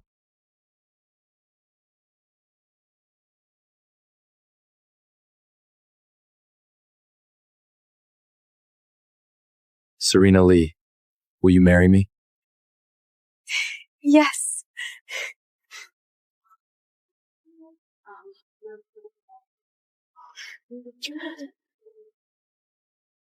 Let's get married when I get back. A $2 million necklace. The perfect gift for her big day. I hope she'll like it.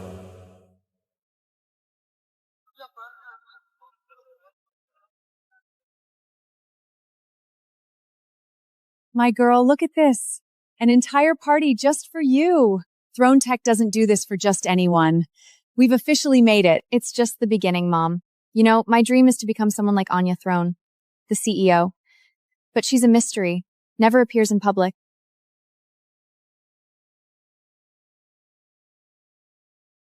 Assuming I'll meet her today.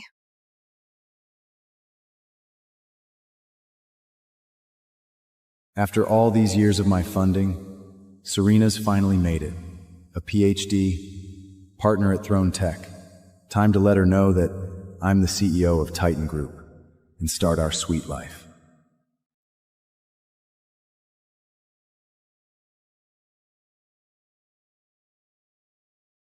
Is that Arthur? Isn't he begging for life abroad? What the hell is he doing here? Serena, congratulations. Arthur? I heard about the offer. Thought I'd surprise you. Why are you here? I flew back. For you. Let me guess. You heard about her throne offer, the salary, and you decided to claw your way back? What? Don't act surprised. 5 years you vanished. The second she makes partner, you show up with discount flowers and a name that means nothing. You shouldn't have come, Arthur. This, whatever we were, it's over. Let's break up. But we spent 7 years building towards this. We are supposed to get married. You said you loved me. You thought Serena would love you? Don't be absurd. My daughter has a PhD. She's the youngest partner at Throne Tech, pulling in $30 million a year. And you vanished to Africa and worked there as a builder. Do you really think that makes you worthy of her? My mom is right. We belong to different worlds now. I can't marry someone like you. No.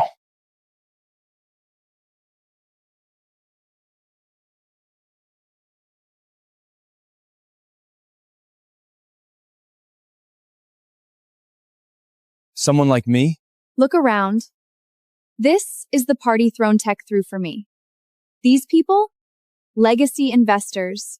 Real powers. And you think I could introduce them to an embarrassment as my fiancé? I'm an embarrassment?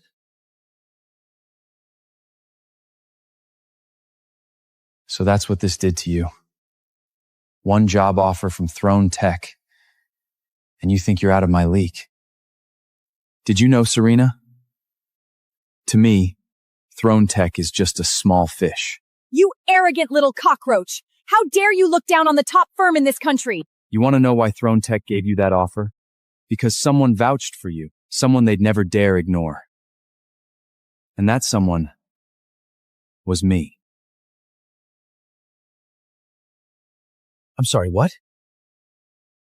Confirmed? Are you sure? Madam, you're not going to believe this. The Titan Group just approved a direct investment in us. They what?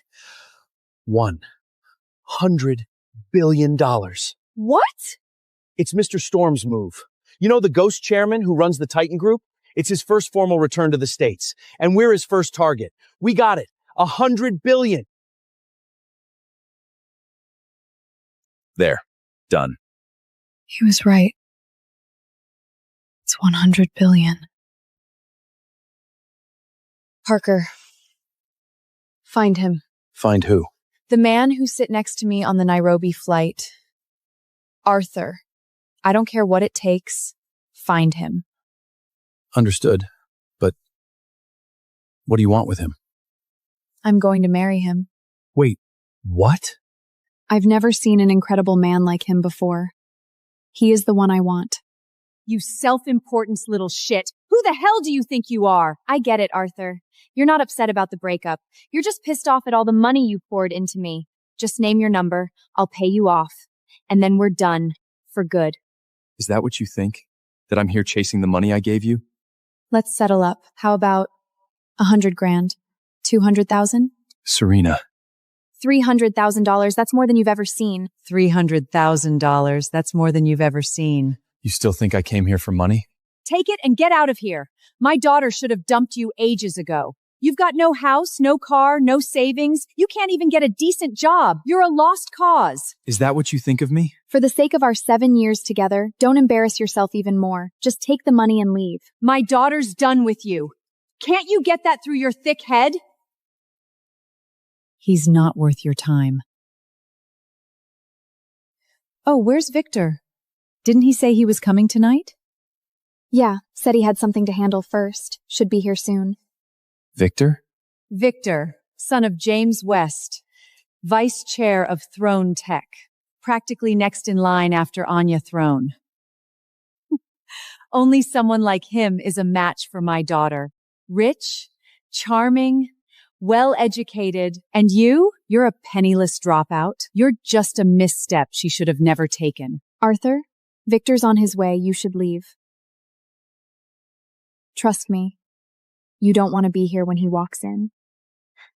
Because the moment you see him, you'll be ashamed of yourself. Now I see it. You didn't just break up with me because of the job. It was because of him. Victor. At least with him, I can build something bigger. Really? And you're so sure I couldn't help you build something better than anything he could? You? Please. So, you actually think you're better than me?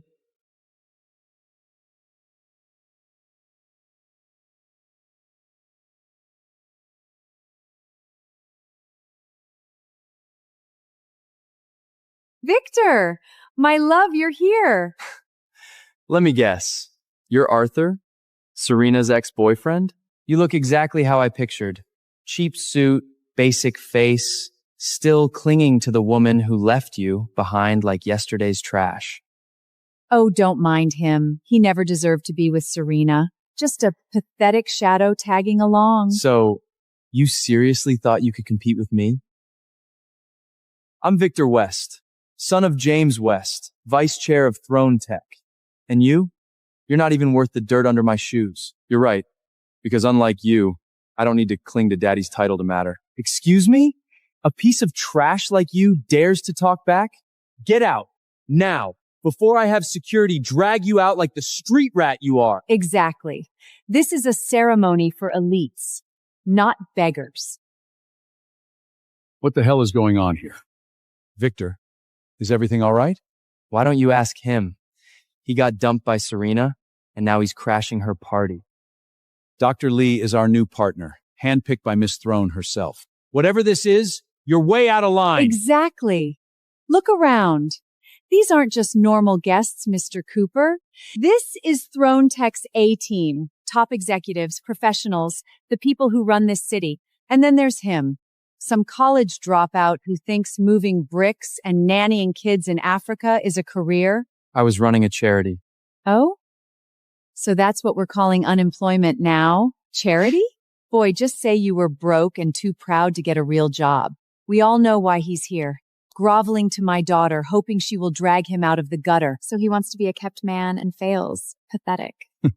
An all-time loser dumped by his genius girlfriend. He should have seen that coming. You hear that? This is reality. My daughter, a PhD, a future partner, a successful, stunning woman. You? Just the mud on her heels. Arthur, a man can be broke or uneducated, but delusional, that's where I draw the line. No matter what you tell yourself, I would never marry you. Funny. You want to know my biggest mistake, Serena? Believing in you. 7 years of unconditional support, wiring money whenever you need to pay rent or tuition. I made you. And this is how you repay me? Don't twist it. I didn't force you to do any of this. I don't need to twist anything. I bank-raid your PhD, helped land your offer at Throne Tech, and you dropped me the second you made it upstairs. Don't credit yourself for my achievement. I earned all these by myself. I'm smart. I worked hard. I could have made it with or without you. No, you won't. You'll never know what you've lost. I bought this for you.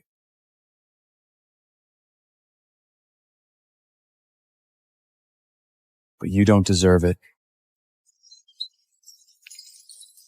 We're done. Oh, please. You think a fake diamond necklace could buy my daughter's heart? How much did you spend on this trash? $20? $50? Babe, tell him how much the necklace I bought you is worth. 70 grand. My gift for you was auctioned for $2 million. But you throw it away for him and his second-rate jewels. I'm so tired of your bullshit. You need a wake-up call. He's lost it! He attacked my boyfriend! Security! Get him out! That's enough, young man. Dr. Lee's an asset to Throne Tech, and this is her party. She says you're out. You're out. Now get lost. We found Arthur, madam. Where? He's inside Throne HQ at Dr. Lee's welcome party. Sounds like things are getting ugly. Dr. Lee? Quick, head to the company now. Yes, madam. What are you waiting for, sucker? Door's that way. Just leave, Arthur, before this gets worse for you. Worse? How? Because I dared to stand where I don't belong? You want to be a laughingstock? Fine. But don't expect me to save you when this all blows up in your face. Save me? That's rich. You don't have that power. You never did. You mess with me, you mess with the Throne family. Peasants like you can't afford the price. Final warning. Walk out on your own or I'll have security drag you out. Go ahead. Call your guards. But let's be clear. I walked into this building because I have every right to be here. And none of you has the power to push me out. Not even Anya Thorne herself. Faster. I don't care what it takes. Get me to him now. Yes, madam. Do you have any idea what the name Anya Throne means? Wow. You're even dumber than I thought. You just insulted the woman who built this empire. Even my father wouldn't dare challenge her. But you're so done. So, in your world, Anya Thorne might be an untouchable goddess. But in mine, she's just a woman with some talent. I'd be more worried if I were you. Because you tried to put a hand on me, she might have a bigger problem with you. You must have a death wish. Arthur, I get that the breakup hurt. But now, you're spiraling, disrespecting Lady Throne like that. I was actually going to get you a janitor job here. But after this, you're not even worth that. You were going to recommend me for a janitor position? Do you know how competitive it is just to work here? You should be grateful. Even our security guards have degrees. And you didn't even finish yours. I don't need a degree to prove myself. My achievement speaks for itself. That's how real business works. Clearly, it's beyond your imagination. You're talking nonsense again. After everything happens today, there's no place for you in Throne Tech. You blew your only chance to fix your sore life. I never needed your recommendation. And as for whether Throne Tech has a place for me, why don't you go ask Anya Thorne yourself?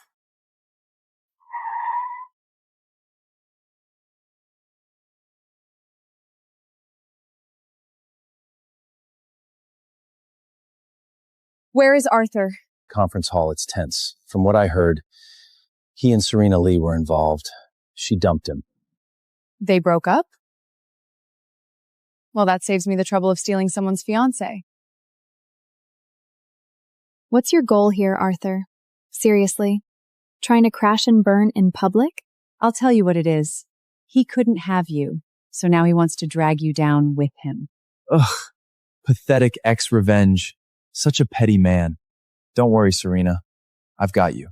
Victor's father is the vice chair. With their support, whatever stunt he's pulling ends. Trust me.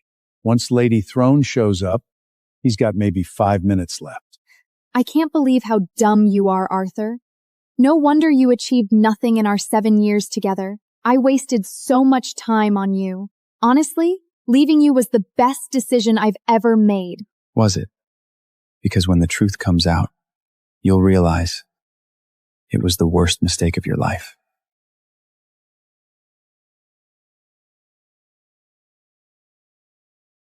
What?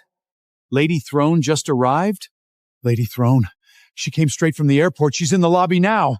Wait, she actually came? Oh my God! She came to support Serena! You hear that? Anya Thone is here for my daughter! My daughter is the future of Throne Tech! This is it. We need to take out this human trash before Lady Throne arrives. He's literally making the room smell cheap. Hear that, dumbass? Throne Tech doesn't take in strays. Get out while you still have legs to walk on. Here's your last chance. $500,000. $500,000? You're flattering him. It's worth it to keep him from ruining my night. Take the money, Arthur. Disappear. That's more than you'll see in 10 lifetimes. Be smart. Take it and vanish. You talk a lot about power, Serena.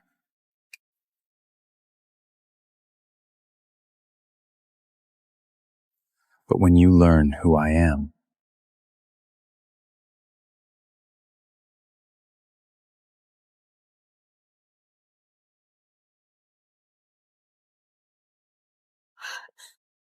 you'll be begging me for mercy. What the hell? You ungrateful bastard! You dare humiliate me? You really think you're someone now? Someone's gonna change everything? Then, make your little announcement. But if it's bullshit, you'll be crawling out of here, kissing every shoe in this room. Oh, come on. This low-status nobody doesn't even deserve to kiss anyone's shoes here.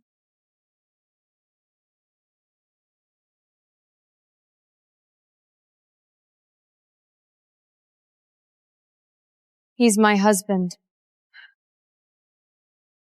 Is that status high enough for you?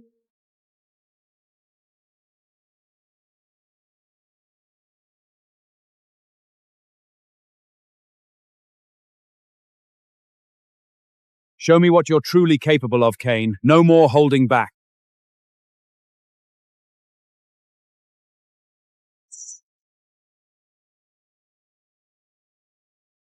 Now, behold the true power of the Sword Master.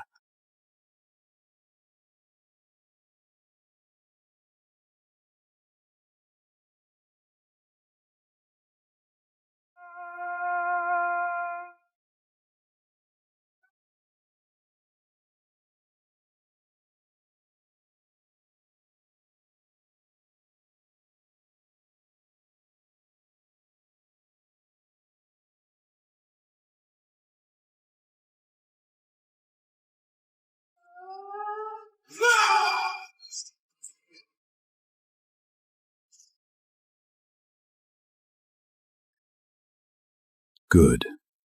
Very good. In just a few years, you've completely surpassed my lifetime of training. I have nothing left to teach you, my boy. It's time for you to take my place as the new Sword Master. Master, there is one thing I need to do. I need to go home and get married. Get married? Yes, it was my father's last wish.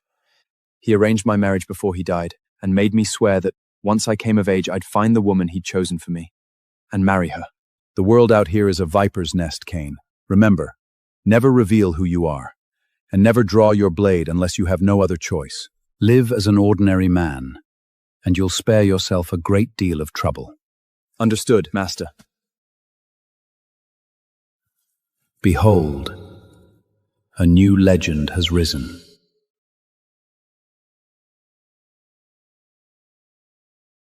So this is the devastating power of the Swordmaster. If I can bring him back, Arundel might actually stand a chance. No, I'm too late. The Swordmaster's already gone.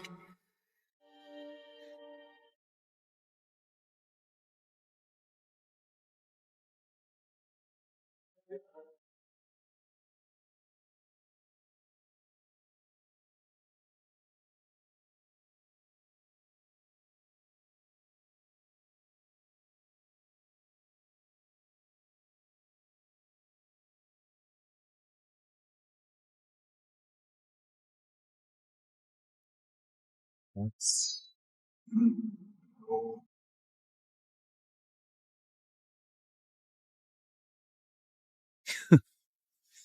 3 against 1? Man, don't you guys have any goddamn shame? Mind your own business, peasant. Walk away now if you want to keep your head on your shoulders. Funny. I was just about to tell you the same thing. Kill him!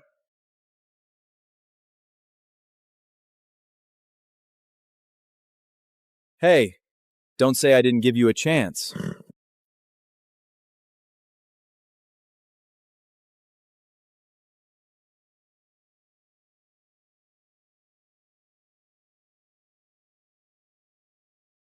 Did you kill these beastmen and save my daughter? Master told me to keep my head down. Can't go flashing my identity just yet. Oh, no, sir. I'm just a blacksmith. They were already dead when I got here. Father, please, look at him. He's just a peasant blacksmith. There's no way in hell he could kill 3 beastmen. I think it was the Swordmaster. The Swordmaster? Here? Think about it. I just came down from the Swordmaster Mountain, and his sanctuary was completely I blacked out when it mattered most. If I'd found the Swordmaster and convinced him to stay, we wouldn't have to worry about the beastmen at our gates. Grace is right. This kid doesn't even have a sword on him.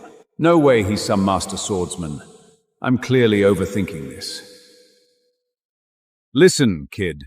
You watched over my daughter, so I suppose you've done Arundel a service. Name your price. Whatever it is, I can make it happen for you. Just help me find my fiancé. How do you have that exact same pendant?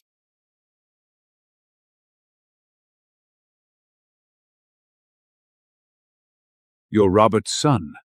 You're Kane? In the flesh. Before my father died, he gave me this pendant. He told me that once I came of age, I was to honor the arrangement and marry your daughter. So, I guess that makes you my father-in-law? Watch your mouth, boy! I never said I'd let you marry my daughter. Father, what's going on? I am the crown princess of Arendelle. How could I possibly be betrothed to some ragged blacksmith? Look, Grace, years ago, Robert and I were close.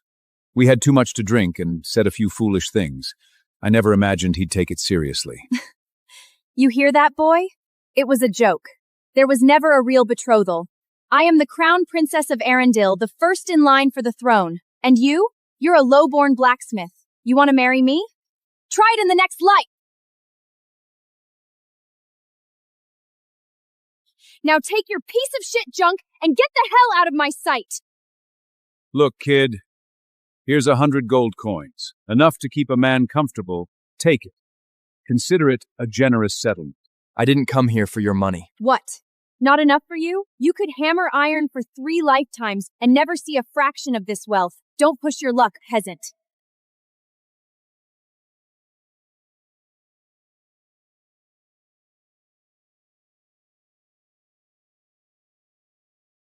You said the betrothal was nothing but a drunken joke. Then how do you explain this? Years ago, when you were begging my father to help you claim the crown— Holy shit! It's real. The princess is actually engaged to a blacksmith? Unbelievable! Man, Prince James is gonna lose his mind. He's been chasing Princess Grace for years, and King Roderick was finally about to give his blessing. Exactly. Prince James brought 5,000 soldiers to defend Arendelle and even took a general's commission just to stay at her side. And now some blacksmith shows up claiming to be her fiancé? That's ridiculous. Hey, keep your voice down. Arendelle was built on sworn oaths. If the king breaks his own word, what is any oath worth? I don't give a damn about some old piece of paper. Look around you, blacksmith. The beastmen are literally knocking on our gates. The man I marry will either be a legendary warrior like the Sword Master, or a true hero like James, who commands legions to save my people. And what do you bring, huh? Coal and soot? Marrying you would not be an honor. It would bring ruin to Arendelle. So that is your final answer? You are breaking your own oaths?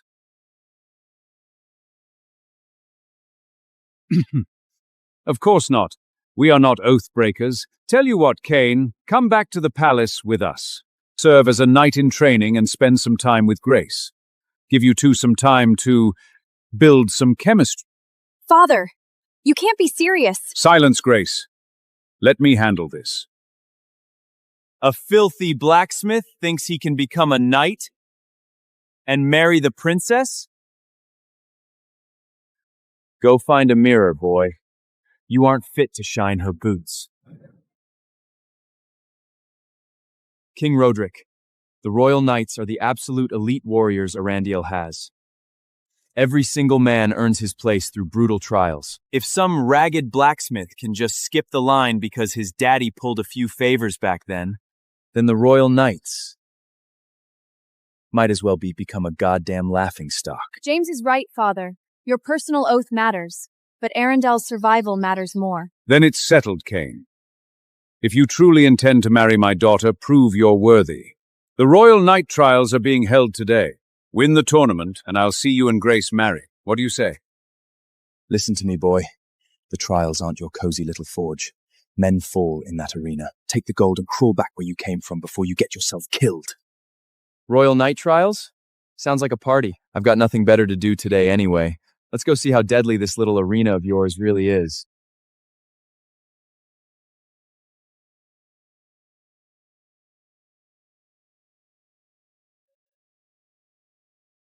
Rules are simple. Every candidate enters the pit one by one to face the beast. Whoever kills it fastest wins the trial.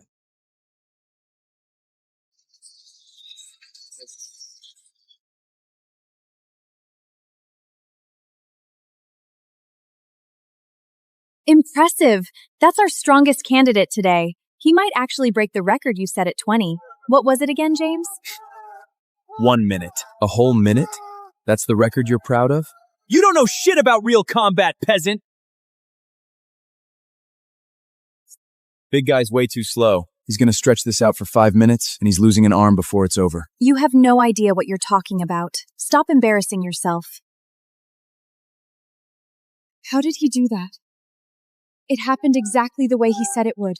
Right down to the goddamn minute. The peasant got a lucky guess. That's all.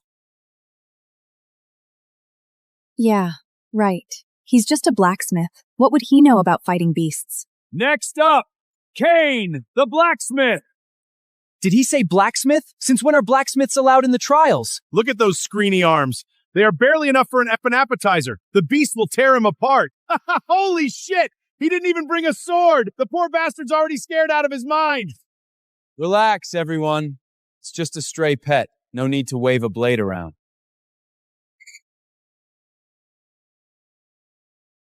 Bragging won't save you, you arrogant idiot. You think that's a damn puppy in there? Take a good look.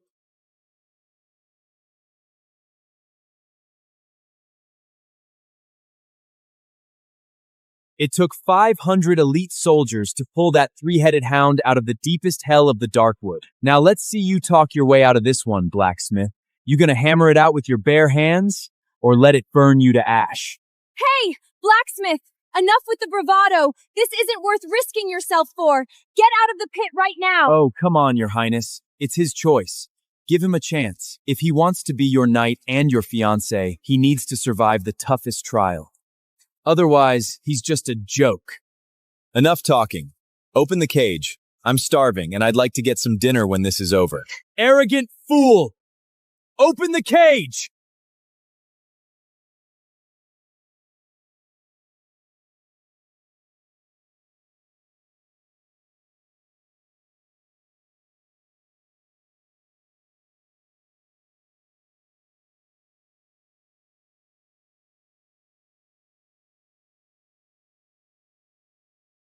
Coward! Is dodging all you can do down there? Stand your ground like a man! Those movements. His pacing is flawless. He's stepping exactly into the beast's blind spots before the strike even lands. Is he really just a blacksmith? Run, you reckless fool!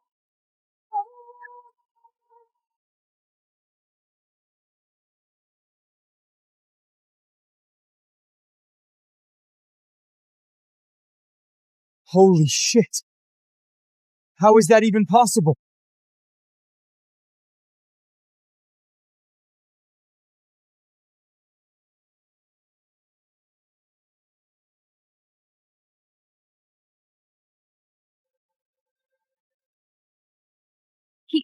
He just killed a three-headed hound with one finger? Impossible! No damn way! He must have planted something on the beast and triggered it when he touched it!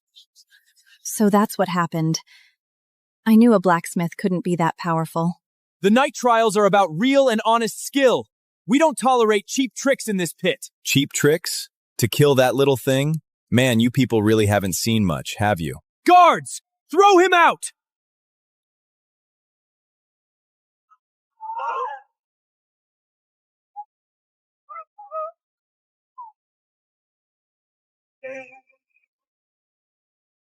Damn it! War horns! The beastmen are attacking!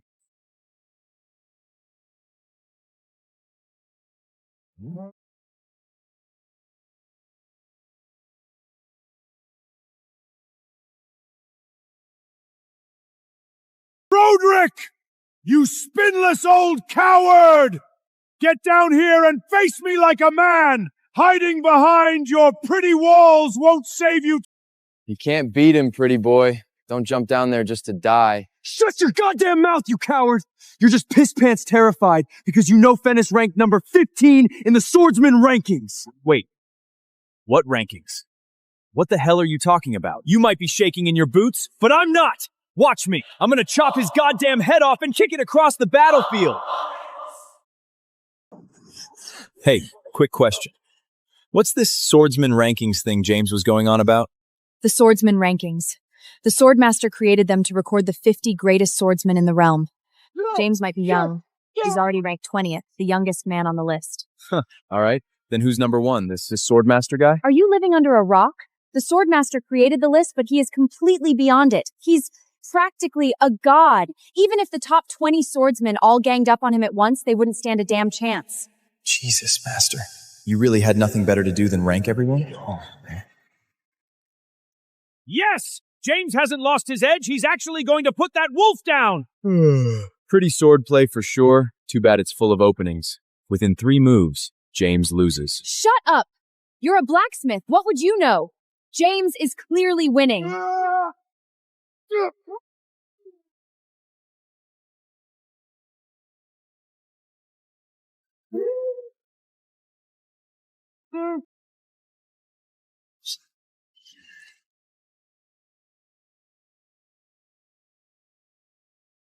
Who was that? Who sniped my blade? Show yourself! Did he just deflect Fenris's blade with a pebble? Fenris is ranked number 15. That brute's born with monstrous strength. How is that possible? Oh, I get it. He's a blacksmith. He spends his life forging weapons, so he must know the weaknesses of different swords. Send someone who can actually fight! If anyone here beats me today, I'll pull back my troops. Otherwise, when these walls crumble... Then, I suppose I'll have to handle this bastard myself. Father, no! You can't! Easy, my go. I may have some gray in my beard, but I was a battlefield swordsman long before I wore a crown. And I still hold the 16th spot on the swordsman rankings. Father is ranked 16, and Fenris is 15. They're only 1 spot apart. He can win this. He has a chance. Not even close.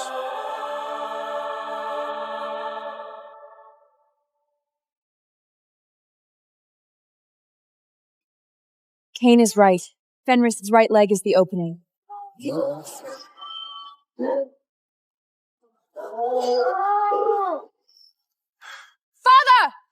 Go for his right leg!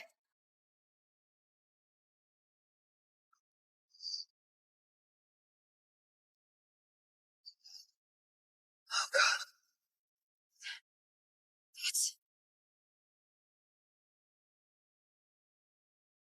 Roderick, surrender Arendiel and crawl away alive, or I'll take it over your corpse. Choose. As long as I still breathe, you will never take Arundel from me. For Arundel! Stubborn fool.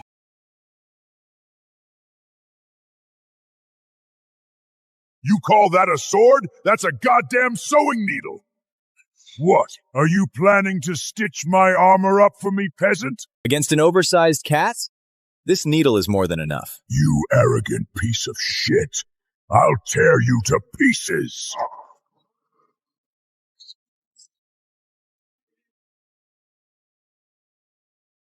Is that it? Is that all the legendary number 12 has got? You bastard!